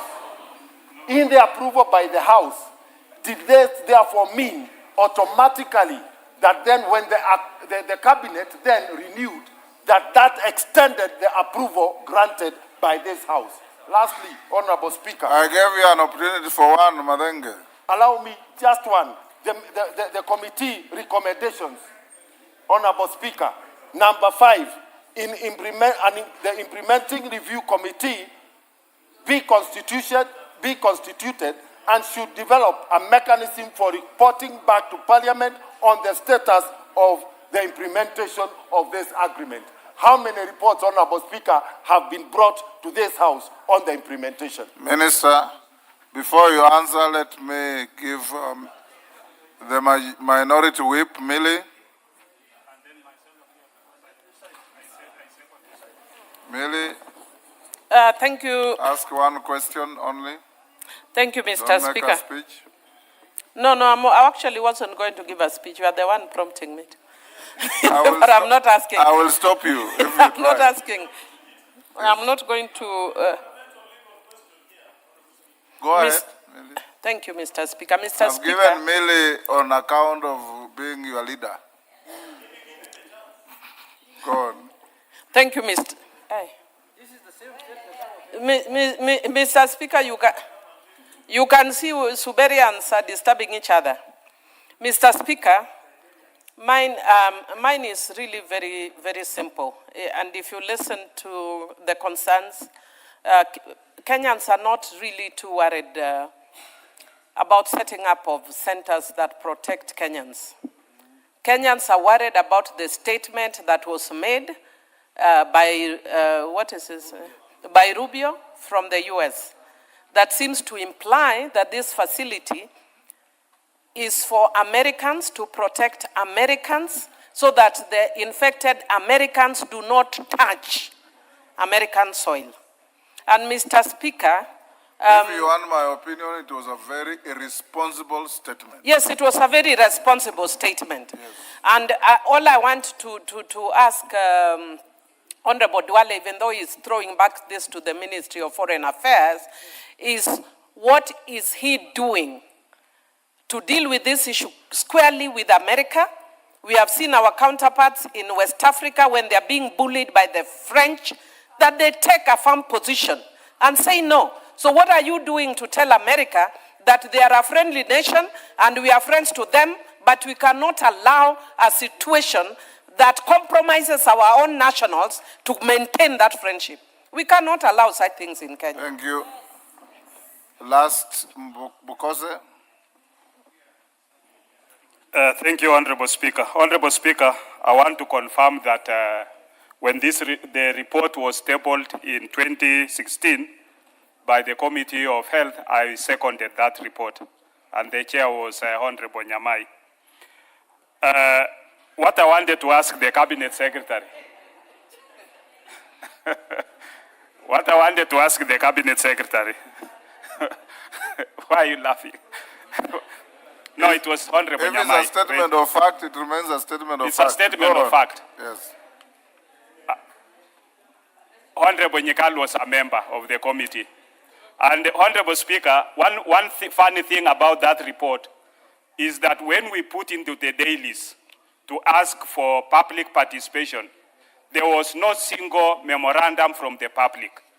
Nobody wrote anything. And I think Kenyans also need to be responsible. They must be able to look at some of these when the parliament puts a document for opinions or memorandum in the dailies, that they should also be able to give inputs. And therefore, honorable members who are not members of parliament by them cannot say that they were not Kenyans at that time. They needed to have even put their input. What I wanted to ask the Honorable Minister, Mr. Speaker. Kajiado South, Parashina, what's your point of order? Mr. Speaker, is a member in order to come to maybe to relate the public participation by then and what is going now is Ebola. So we're talking about the Ebola, the foreign, whatever is happening is the question is about Ebola. It's not about the agreement by that time. I think you're wasting my time because you don't understand. This is the problem of not understanding what we were ratifying. Honorable Speaker, what I wanted to ask... Honorable Junet, what is it? Hold your horses. Mr. Speaker, Dr. Pokose should have given us more information that Dr. Nyamai was the chair and he was the vice chair. Yes. He put it like he was a member. No, I was a vice chair. But Mr. Speaker, just to... He said he seconded. Yeah, but he was the vice chair of that committee. Yes. Mr. Speaker, the fact of the matter that is coming out today here is that Parliament ratified this treaty, Mr. Speaker. Let us be open to Kenyans. We gave them opportunity to give their public participation. We ratified. We told Americans, do what you want to do. And when the Speaker says, as many of the other people say, aye, now And we said aye. don't cheat Kenyans. It is true what minority leader is saying. We ratified the agreement as the National Assembly. And it became the law of Kenya, because by ratification, what it means is that it becomes part of the law of the country. Ask the question. My question to the Cabinet Secretary. You know, when people are raising about the isolation centers being set up in certain areas, does it mean the whole hospital becomes an isolation center, or there is a specific area within the hospital that is set up as an isolation center? Because I think that is what Kenyans need to understand publicly, so that, like my colleague, when we talk about Koicholwa or Alupe, thinking that the whole of Alupe is an isolation center. So I think the Cabinet Secretary needs to clarify. Even as we speak of Kenyatta having an isolation center, what does it mean? Thank you, Honorable Speaker. Minister, can you answer all those in 5 minutes? Yes, Honorable Speaker. Honorable Speaker, let me start where Honorable Pukose left. That isolation centers are not part and parcel of the hospital where citizens access for other services. And it's not something only with Ebola. It is a standard procedure when an infectious disease happens, whether it is Marburg, Mpox, name it.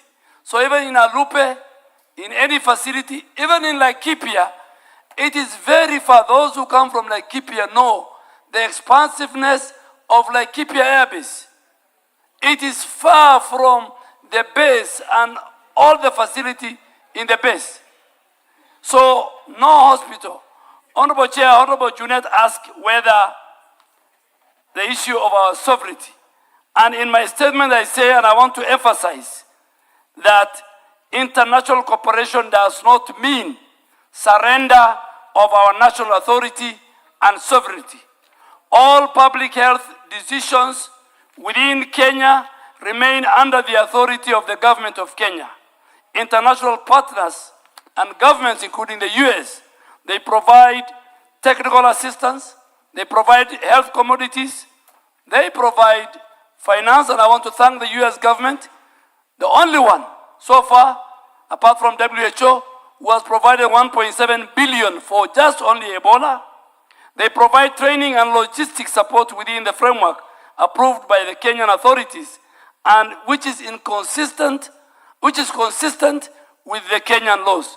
So, Honorable Junet, I want to assure you that all the facilities which are being established, including the one in Laikipia, for the protection of the people of Kenya and all persons within the Kenyan's borders, they are not foreign facilities. They are not exclusive facilities. They are not facilities reserved for any nationality. They are public health assets established and coordinated under the authority of the government of Kenya. Honorable Speaker, Honorable Sholei, I think, made it very clear. We have a moral responsibility. Every county where we are setting isolation, quarantine, treatment centers, they are based on science and the law. And it's done by experts who are Kenyans. Honorable Madenge, you are a member of the health committee. You know that I have never shied away or abdicated my role as a Minister for Health, and I'll never do it. But this agreement first was signed by Minister Macharia. It was again extended by my very good colleague, the current Minister for Agriculture, Kagwe. And when an extension is being done, it only requires one ratification by the House. So the House has passed, the way we have passed many other many other agreements, and this is all to protect our people. Honorable Nyikal, Kenyans will have a priority in admission to any of the centers, including Laikipia. And we should not be very much preoccupied just one center. I don't know what is so fast about Laikipia. We have 23 centers. Even in my own backyard in Garissa, it's one of the counties. Tomorrow, if we agree to put it, and we're going to put it, the people of Garissa will be saved. So we have 23 centers, Laikipia included. And Kenya is one, and let us promote one Kenya, one health, and we protect Kenyans regardless of where they come from, regardless of their counties. We need the isolation quarantine centers, Honorable Speaker, first and fundamentally, morally and constitutionally, to protect our citizens, Kenyans. Again, also to protect other people who live or who come through our country. But for our partners who have signed the agreement, they can access these centers. Americans can access any of the centers. Of course, Laikipia is one of the centers they have jointly worked with the Kenya Defense Forces. Honorable Speaker, Honorable Susan talked about loud and clear. I don't know, I can't answer what is loud and clear, because Kenyans, when they want to make their choice, they do it through a referendum or through public participation, not through demonstrations. And the health of our citizens cannot and will not be decided by 3, 4 people, 10 people who will demonstrate outside MOH. Tomorrow, if Ebola, God forbid, finds itself in our country, the person and the people who will be held responsible is the current government. And we must do whatever it takes to protect the citizens of our country. Honorable Speaker, Honorable Jalesa and Honorable Jalesa, I think, he said we did this. We have the best capital. Jaldesa didn't ask a question. Yes, Honorable Millie. Please, my good, we join Millie, Honorable Millie, together to this House of Excellency, Honorable Speaker. Don't compare us with some other places. We are ahead. We are number one in the healthcare. We have a very good relationship with the US. They spent $8 billion. Today, the gains we are proud of in HIV, in AIDS, in malaria, in the capacity of the laboratories in Kisumu, like Kemri, CDC, Walter Reed in Kericho, those were built because of the partnership we have with the US government.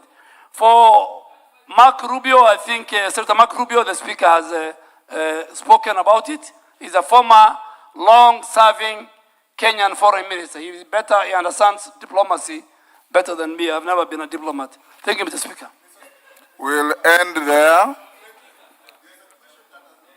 Yes, Nyekal. Which one? Will people who are already sick where they are be transferred to this unit? Mr. Speaker, I ask that question because science and international practice is when people are sick of a disease in a pandemic or an epidemic, you treat them where they are. You don't move sick people to a place where there's no disease. I would want a question to that. And Mr. Speaker, let me also say, this agreement does not oblige the government to put an Ebola unit. This agreement was general. Yes. Honorable Speaker, even to Honorable Nyekal, even here members are sitting. We transfer our patients from one hospital to another hospital. Why do we do it? Because we want them to get better care. The healthcare system, and I don't want to be misquoted, the healthcare system there and the healthcare system for a Kenyan who gets sick. I am sure all of you sitting here, if your next of kin gets Ebola in DRC, the first thing you'll do is to bring to a better healthcare system in Kenya. Honorable Speaker, and I don't want to talk about hypotheses. As of today, there's no Ebola outbreak. So don't take me to a situation where I discuss about people who are infected with Ebola. When that comes, then the House can call me back and ask me that question. That, are you bringing in people who have Ebola? As of today, there's no Ebola patient in Kenya. When that time comes, I am around, the House can call me back. And there, honorable members, we'll now go back to order number 8. It is now 4, you'll call it, well, it's now 4:23. This second allotted day will end at 7:23. And the next allotted day will end at 10:23:25. Call out the next order. Minister, you are released to go back to your office. Order number 8, motion, consideration of the budget estimates for the financial year 2026-2027, general debate, second allotted day. My record shows the Honorable David Ndakwa, member for Malava, had 6 minutes to go. Ndakwa, you have the floor. Thank you, Mr. Speaker, to have given me this opportunity to continue with the debate on the consideration, the estimates for this financial year, 2026-2027. As I had done my first point, Mr. Speaker, I would like to emphasize on the youth funding, which is an empowerment programs for the youthful Kenyan population, which is a potential that remain underutilized. Mr. Speaker, to the little economic and employment opportunities, we must allocate more resources towards vocational training, enterprise development, innovation hubs, sports and digital skills. Mr. Speaker, we need to offer youth affordable credit facilities so that they can empower themselves where the employment is scarce in our country.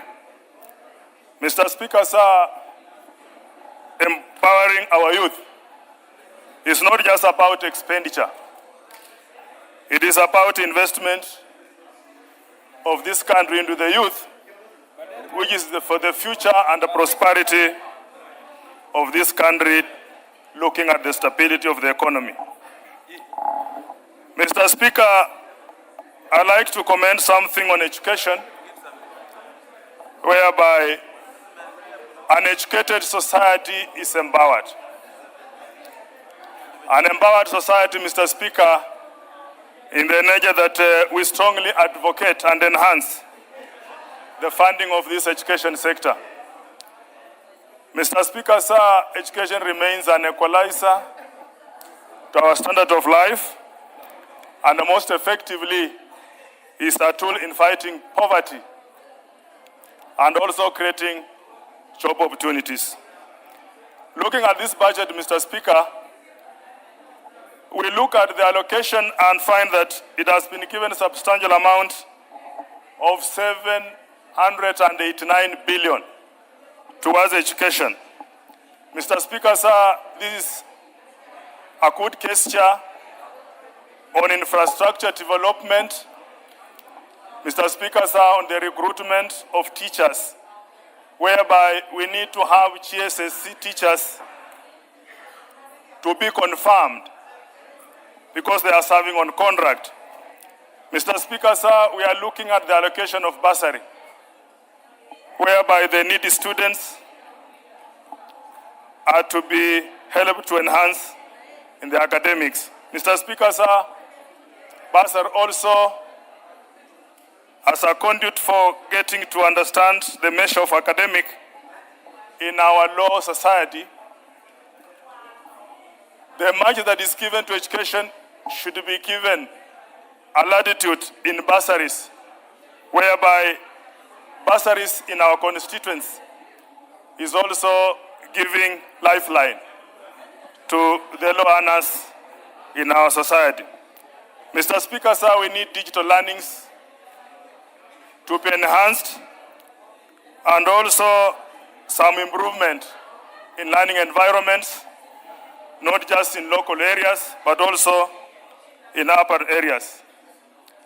A denied child to access education is a disservice, because for equity in understanding what education is all about, to acquire knowledge, Mr. Speaker, we need quality education and we need financial constraint. Mr. Speaker, sir, looking at this budget on healthcare, healthcare has been given an allotment, Mr. Speaker, that I find to be well, depending on the primary healthcare, Mr. Speaker.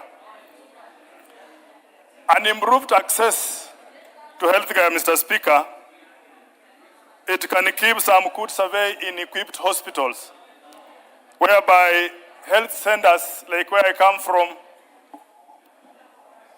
Kamchisu dispensary, has got its alignment to understand and be given a leeway to make sure that we are accessing health facilities with no difficulties. Unemployment given to our medical practitioners, Mr. Speaker, sir, where they are not motivated, you will find that their working condition is very poor, which is leading to demoralization. Mr. Speaker, sir, we need to strengthen universal health care, because most of our vulnerable in the society are the one getting pressure to tip into their pocket for them to get treatment. Mr. Speaker, sir, we have been talking about Ebola.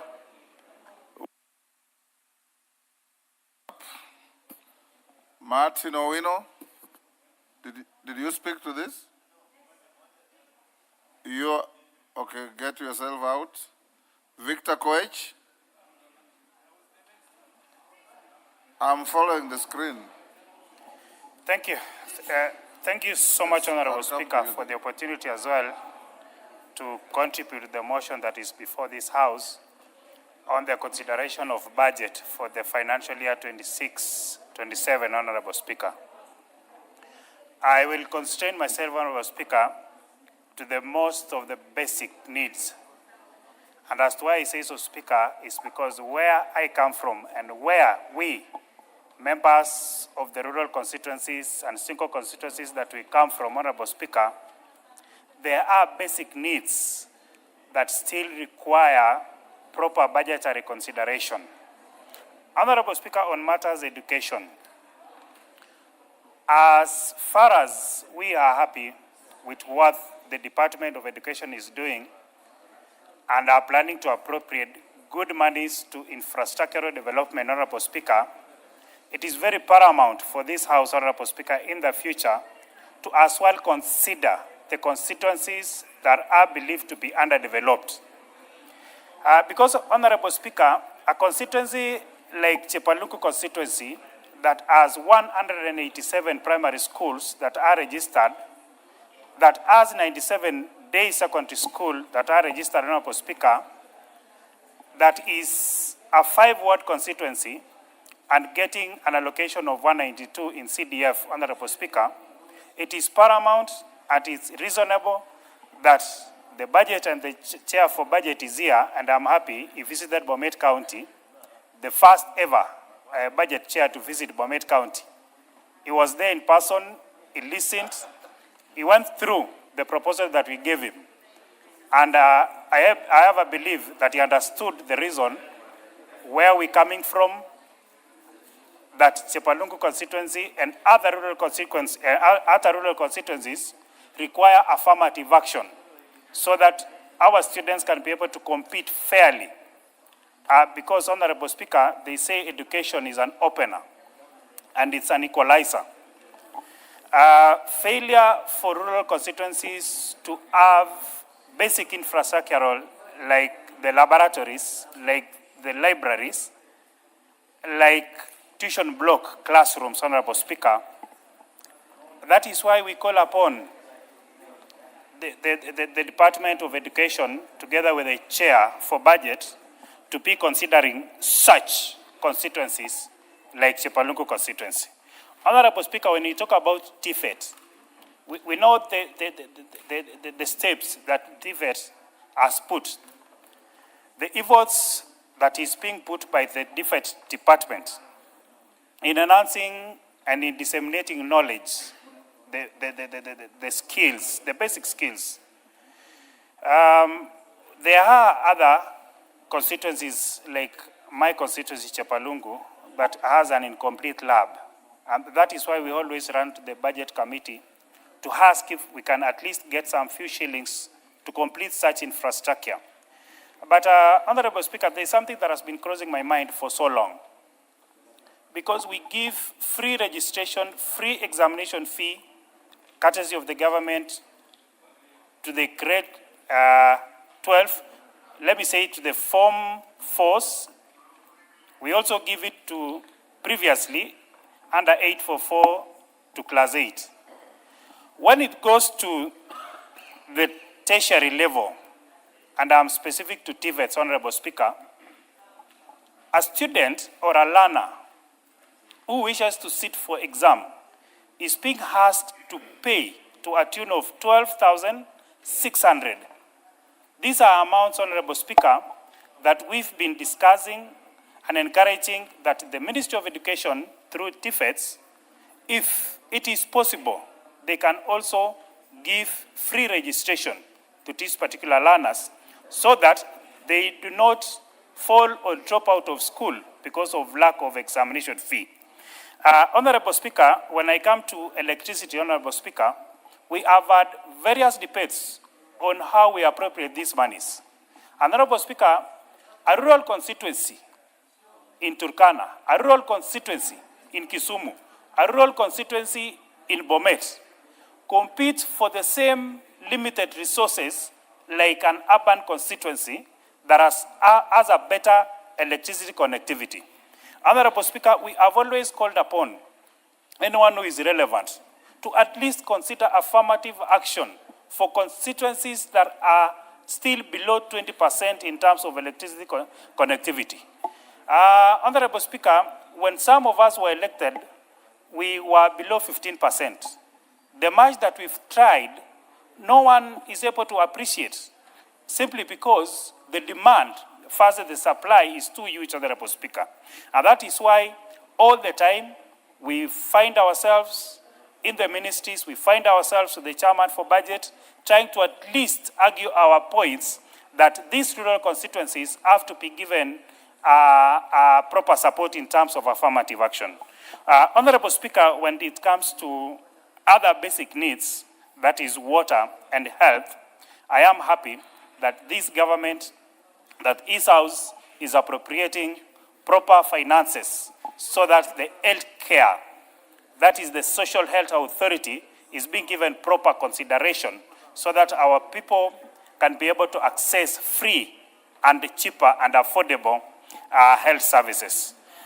Honorable Speaker, I want to end there by saying at least this particular financial year, we are able to, when, at times, Honorable Speaker, when we sit here and you put a question like, do as of the same opinion say hi, we normally say hi, whereas we appropriate money to go and to develop other constituencies. At least for this financial year, when we were saying hi, Kapkwen, Shongiroi Road that is going up to Ndanai is in the budget. At least when I'm saying hi as a member of parliament, a road that is linking from Chebole that has been a problem, going to Chebunyo, going to Emurwa Digir, is considered for rehabilitation. At least today, Honorable Speaker, when I'm saying hi, water that is from Posto has been given proper consideration. At least, Honorable Speaker, today when I'm saying hi, there is proper money that is being appropriated to education to go to support and to confirm our interns who have been serving there for so long, Honorable Speaker. Honorable Speaker, allow me to end there and say I support. Thank you. Robert Mbui.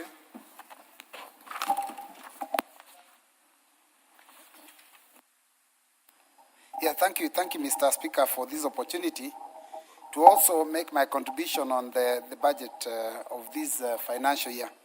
Mr. Speaker, first and foremost, I just want to demystify this issue of budget, because many times Kenyans will be glued on their screens looking at what is happening here and looking at the budget like it's a very major issue. But budgets are very basic, Mr. Speaker, because the budget just deals with the expenditures, and it's the same, personal expenditures also are budgeted, family expenditures are budgeted, expenditures of organizations, businesses are also budgeted. So it's the same thing that the government does. And Mr. Speaker, there are certain basic things or basic principles that all budgets must adhere to, and that's what any budget has to have. And Mr. Speaker, those are the things I want to talk about and point out where I feel that this budget has succeeded and maybe also failed. Mr. Speaker, the first thing is that we are spending a lot of our money dealing with the issue of public debt. And Mr. Speaker, it is quite unfortunate, because it is many times leaders have spoken about public debt, not just this regime, even the previous one. And Mr. Speaker, it's unfortunate because I remember a while back, before the last election, I remember leaders telling us that, when you are in a hole, you stop digging. And Mr. Speaker, unfortunately, we are digging even faster and deeper than the hole was. In fact, right now, we have submerged ourselves. We are invisible, Mr. Speaker, because we are completely in the hole. I don't even know how we are going to get out of this hole. The kind of percentage of the money that is allocated to this country that goes into paying debt is just too much. It's astronomical. And, Mr. Speaker, we must find a way to reduce this. But, Mr. Speaker, there is also the matter, Mr. Speaker, of pending bills. Mr. Speaker, we have an issue. A lot of Kenyans have invested in doing business with the government. And it's not just even at the national level, even at the county level. And they are owed so much money, in excess of 60 billion. Mr. Speaker, I ask myself, that money, if it was released to go back into circulation, obviously that's how the economy grows, because then we have money that is being spent, and therefore we can be able to grow our economy even faster. But, Mr. Speaker, the money is tight. People have done business, they have not been paid. People have committed suicide. People have, it is so unfortunate. And, Mr. Speaker, what surprises me is that almost every year, we always insist that, we'll set aside some money and make sure that we sort out the issue of pending bills. How many times are we going to have our grandchildren come to this house and continue that discussion? We must reach a point and bite the bullet and say we must sort out this thing once and for all. And, Mr. Speaker, we also have to find out, what do we do with those government officers that have spent beyond what they are supposed to spend? Because what is it that causes spending bills? Maybe there are some people that give contracts or jobs when there is no money to pay. So, Mr. Speaker, we have to be careful as a country so that we don't continue endangering our people. It is a song that we have sung. We must stop the singing now and make sure that we take action. Mr. Speaker, there is also the issue of prioritization. How do we prioritize our expenditure? Mr. Speaker, sometimes I look at the budget and, you find that there are certain areas, because even in your own personal budget, you will prioritize. You will look at those expenditures that you must, like you must pay for your rent, you must pay for your children's fees, you must buy food. Those are a must. Those are recurrent expenditures that you must do. Then you will, whatever remains, then you can endeavor in doing some kind of development. You cannot start building a house when you don't even have money to pay for children's food. So, Mr. Speaker, the prioritization here is strange, because you look at the kind of budget that, for example, will allow State House and the office of the president, and then you ask yourself, how do we spend that kind of money when we have teachers, intern teachers that are being paid peanuts, and then we expect, and they say if you pay peanuts, you get monkeys. How do you expect teachers being paid, underpaid so badly, to go to those classrooms and teach our JS children? So, Mr. Speaker, and then again, look at the number of teachers. There is a shortfall, there's a shortage of the number of teachers. Why is it we are spending so much money in luxury? Any money going into public offices is basically for luxury. It is for tea, for mandazi, for any entertainment money. Is money that we can do away with, so that we can be able to provide funds that can be able to move the country forward. Mr. Speaker, even when it comes to issues to do with development, because the development has to be done, we have to also be careful, Mr. Speaker. How do we develop the country? Are we developing across the country, or are we segregating and developing certain areas and leaving others?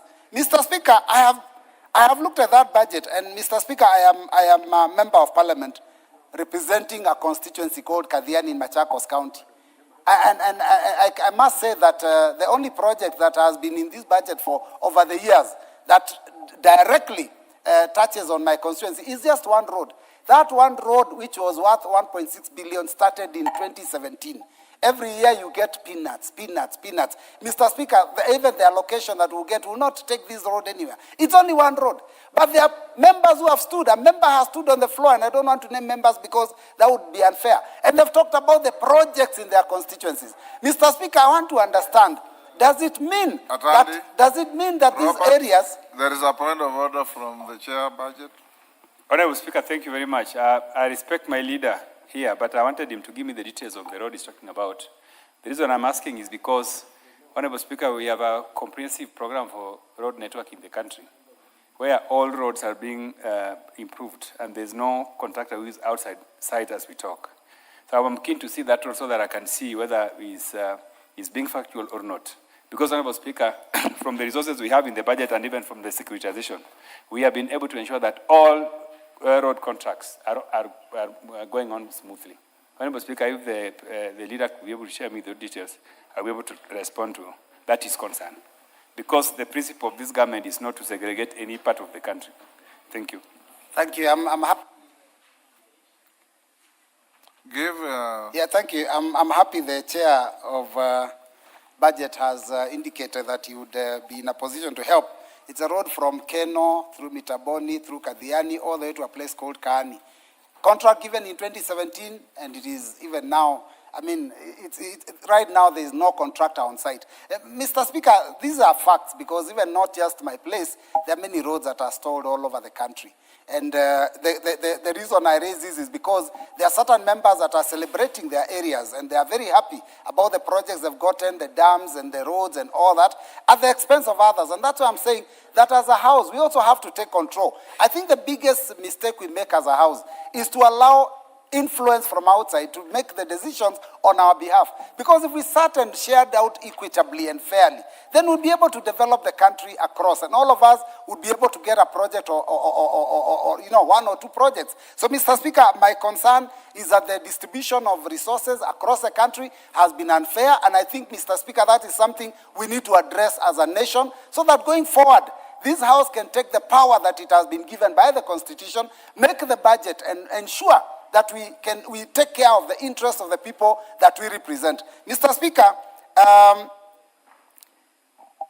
Mr. Speaker, I've noted that, and I'm sorry to say this, that a lot of times we have been coerced to visit other offices so that we can get development in our constituencies. And I'm speaking this because it is important for this House to take charge.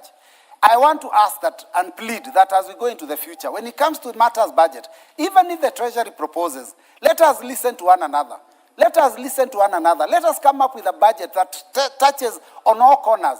You know, when it comes to development, Mr. Speaker, just like personal budgets, you must develop an area because there is an economic benefit that is coming out of there. There are some far-flung parts of the country that will get more allocation than areas that are even more deserving.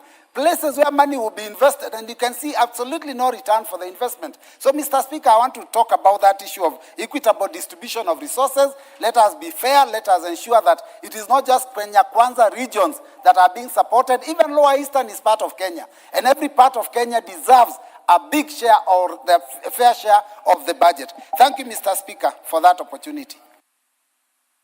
John Makali.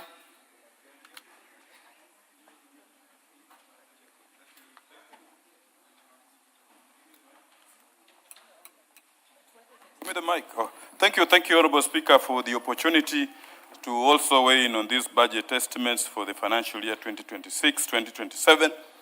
At the outset, I will thank the Budget Committee for spending hours to work up on this particular report. Speaker, in the interest of time, I have 4 critical issues I want to address, which are critical to our national development. The first one is on the State Department for Roads. Honorable Speaker, in this particular budget, we have allocated a sum of 228 billion towards maintaining the roads for the financial year 2026-2027. Honorable Speaker, roads play a very, very, very critical role in our national development. They facilitate access to markets, they attract investment, they provide employment opportunities. How I wish, Honorable Speaker, that we will have allocated more money on roads, because, Honorable Speaker, all over the country, we are having a very, very big problem with our roads. In my constituency, Honorable Speaker, you know we have problems with the common C41, the Navaholo, Musikoma, Dorofu Road, which is a big, big problem. But I'm aware, Honorable Speaker, we passed the infrastructure fund, National Infrastructure Fund. We are hoping that during this financial year, we should be able to operationalize that fund so that it can be able to assist in the maintenance of our roads. Yes. As I commend the allocation on these roads, Honorable Speaker, I want to state 4 things to the committee and to this House at large. First, we need to prioritize the completion of stalled road projects that are giving us really a bad name. 2, we need to enhance maintenance of existing roads networks to protect previous investments. That is very, very critical. And finally, also, ensure equitable distribution of road projects across the country. Honorable Speaker, you will hear in some places they have an allocation of 20 billion shillings on account of roads. And you find an area like Western where you only have maybe an allocation on account of roads around only 10 or 12 billion only. We want equity in the distribution of sums of money set aside towards construction of roads. I also support the operationalization of the National Infrastructure Fund because it will be critical in removing the pressure on the budget in respect of these particular roads. The second item which is critical to our national development is agriculture. In this particular budget, Honorable Speaker, we have allocated a sum of 79 billion shillings towards agriculture. Agriculture is very critical to our economy because 20% of our gross domestic product is account of agriculture. 40% of the employments in this particular country are from the agriculture value chain. But Honorable Speaker, we will want to point out 3 things. While appreciating the steps we have made, I know we have made very serious strides in fertilizer subsidy. We have also made a provision for seed subsidy. Those are very, very good strides. We have also made very serious strides in agricultural research. But I will want to propose 3 things. 1, we started up with the sugar reforms. And all the public sugar mills were listed out. But we have not already completed that part of the sugar reforms. I'm happy that in this particular budget, we have allocated 2.47 billion shillings towards settling of the employees' arrears. I will be urging the committee as it retreats back. There were employees who were sacked specifically from employees from Zoya Sugar Company and the other public sugar mills. For us to ensure that all these employees have a good time, we need to allocate more money to ensure that we clear those arrears that were due to employees and farmers so that they can also be able to have a livelihood. But of that, we will want to insist that the government needs to do several other things. 1, ensure timely provision of subsidized fertilizer. We find many, many times you go to National Cereals Board, you find farmers are queuing, and there are long queues at times the fertilizer is not available, or if it's available after the season, to ensure timely provision of subsidized fertilizer. 2, strengthen agricultural extension services. The county governments, I know agriculture is a default function, but our county governments have not been very, very good in supporting agricultural extension services. We will want to urge that the county governments pull up their socks in terms of agricultural extension services. Equally, Madam Speaker, we are spending quite a lot of money on imports. We are still importing a lot of rice, we are still importing a lot of wheat from outside.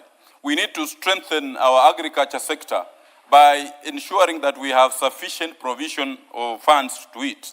Because in this budget, it's only 3% of the total national budget that has been allocated to a very critical sector like agriculture. And in agriculture, 3 critical things come to the fore. 1, food security. 2, reducing imports and increasing exports. In this particular budget, we have only allocated 79 billion shillings. I find that sum is still a small sum, taking into account that we are also signatories to the Malabo Accord, which clearly indicates that at least 10% of the budgets should go towards strengthening agriculture. So, Madam Speaker, we will be urging that the government looks into allocating more resources towards the agriculture sector because that is our lifeline. When it comes to education, Madam Speaker, I want to commend the committee for allocating the largest chunk of the money in this particular budget towards education. But Madam Speaker, there are a few critical things which I thought we needed to look into. And one of them is ensuring that there is timely release of capitation funds. Every time we go back to our constituencies, the teachers are complaining capitation has not been released. It's one thing to allocate funds towards a specific project, but it's another thing to have that money released. Teachers are actually complaining. So we will be urging that as a house, we keep on pushing to ensure timely disbursement of capitation funds to schools. To address infrastructure gaps in learning institutions. There has been an equity in distribution of infrastructure funds. I hope as we pass this particular budget, we are going to ensure that there is equity in the distribution of infrastructure funds in schools. We support the recruitment of teachers, and I think we must thank the government for employing, I think, 100,000 teachers. We are going to employ another 20,000.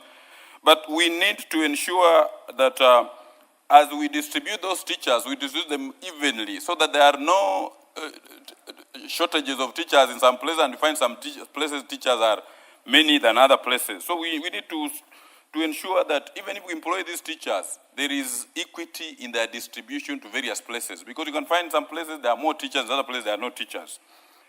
Then TVET institutions. As we push the idea for TVET institutions, we must ensure that those institutions also work on courses that meet the market. Because we find many other institutions are churning out students who are not fit for the market. We need to strengthen to ensure that the graduates from these TVET institutions actually meet the target. Who are the winners in this particular budget, which I want to thank the budget committee? At long last, our village managers are going to have something to take home, however little. Our village managers are in an allowance has been proposed for 3,000 shillings. I will say that is a good start we need to support, and eventually we'll need to up it up. Two, our electoral, we are moving towards the elections. The IEBC has always been complaining of not being funded adequately to ensure that there is adequate preparedness for the elections. If you move around over weekends, you can see the heightened political activity. We hope the funds that have been allocated to IEBC will be sufficient for them to engage in serious electoral preparedness, because this is, I think, the last budget, not the last budget, but the most crucial budget before the 2027 elections, so that the IEBC does civic education, voter registration, and ensure that the polling stations have been clearly marked out.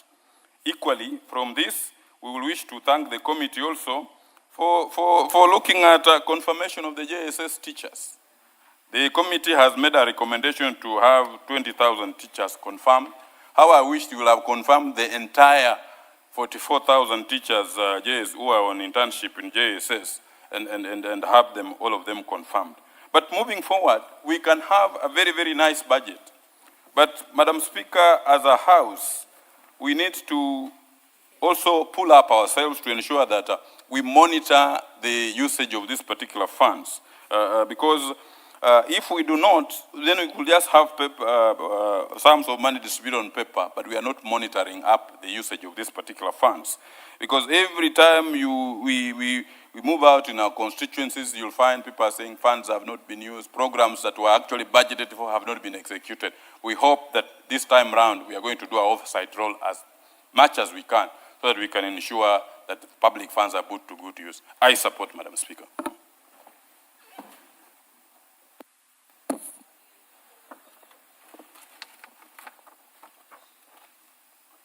Honorable Member for Tindiret. Thank you, Madam Speaker. Madam Speaker, I want to also weigh in and contribute on the budget, the estimates for the 2026-2027. Madam Speaker, first and foremost, I want to laud the chair and the committee for work well done. More importantly, in the education subsector, which encompasses 4 main departments. It encompasses the TVET and vocational education training department, basic education and training. It also has university education, and lastly, we have research. Madam Speaker, this budget has allocated education 781 billion shillings, accounting for 26% of the entire budget. This speaks to the intention of the UNESCO, and more importantly, Kenya has stood for the last almost 10 years, having allocated the largest chunk of resource to education. And this monies has actually gone into making sure that the sector grows, that we are still moving on with the implementation of the new education policy that was started way back at the tail end of President Mwai Kibaki and the beginning of President Uhuru's time. And now that it is going towards the final end, the university and now the senior school and towards the university. Madam Speaker, first and foremost, I want to say that in technical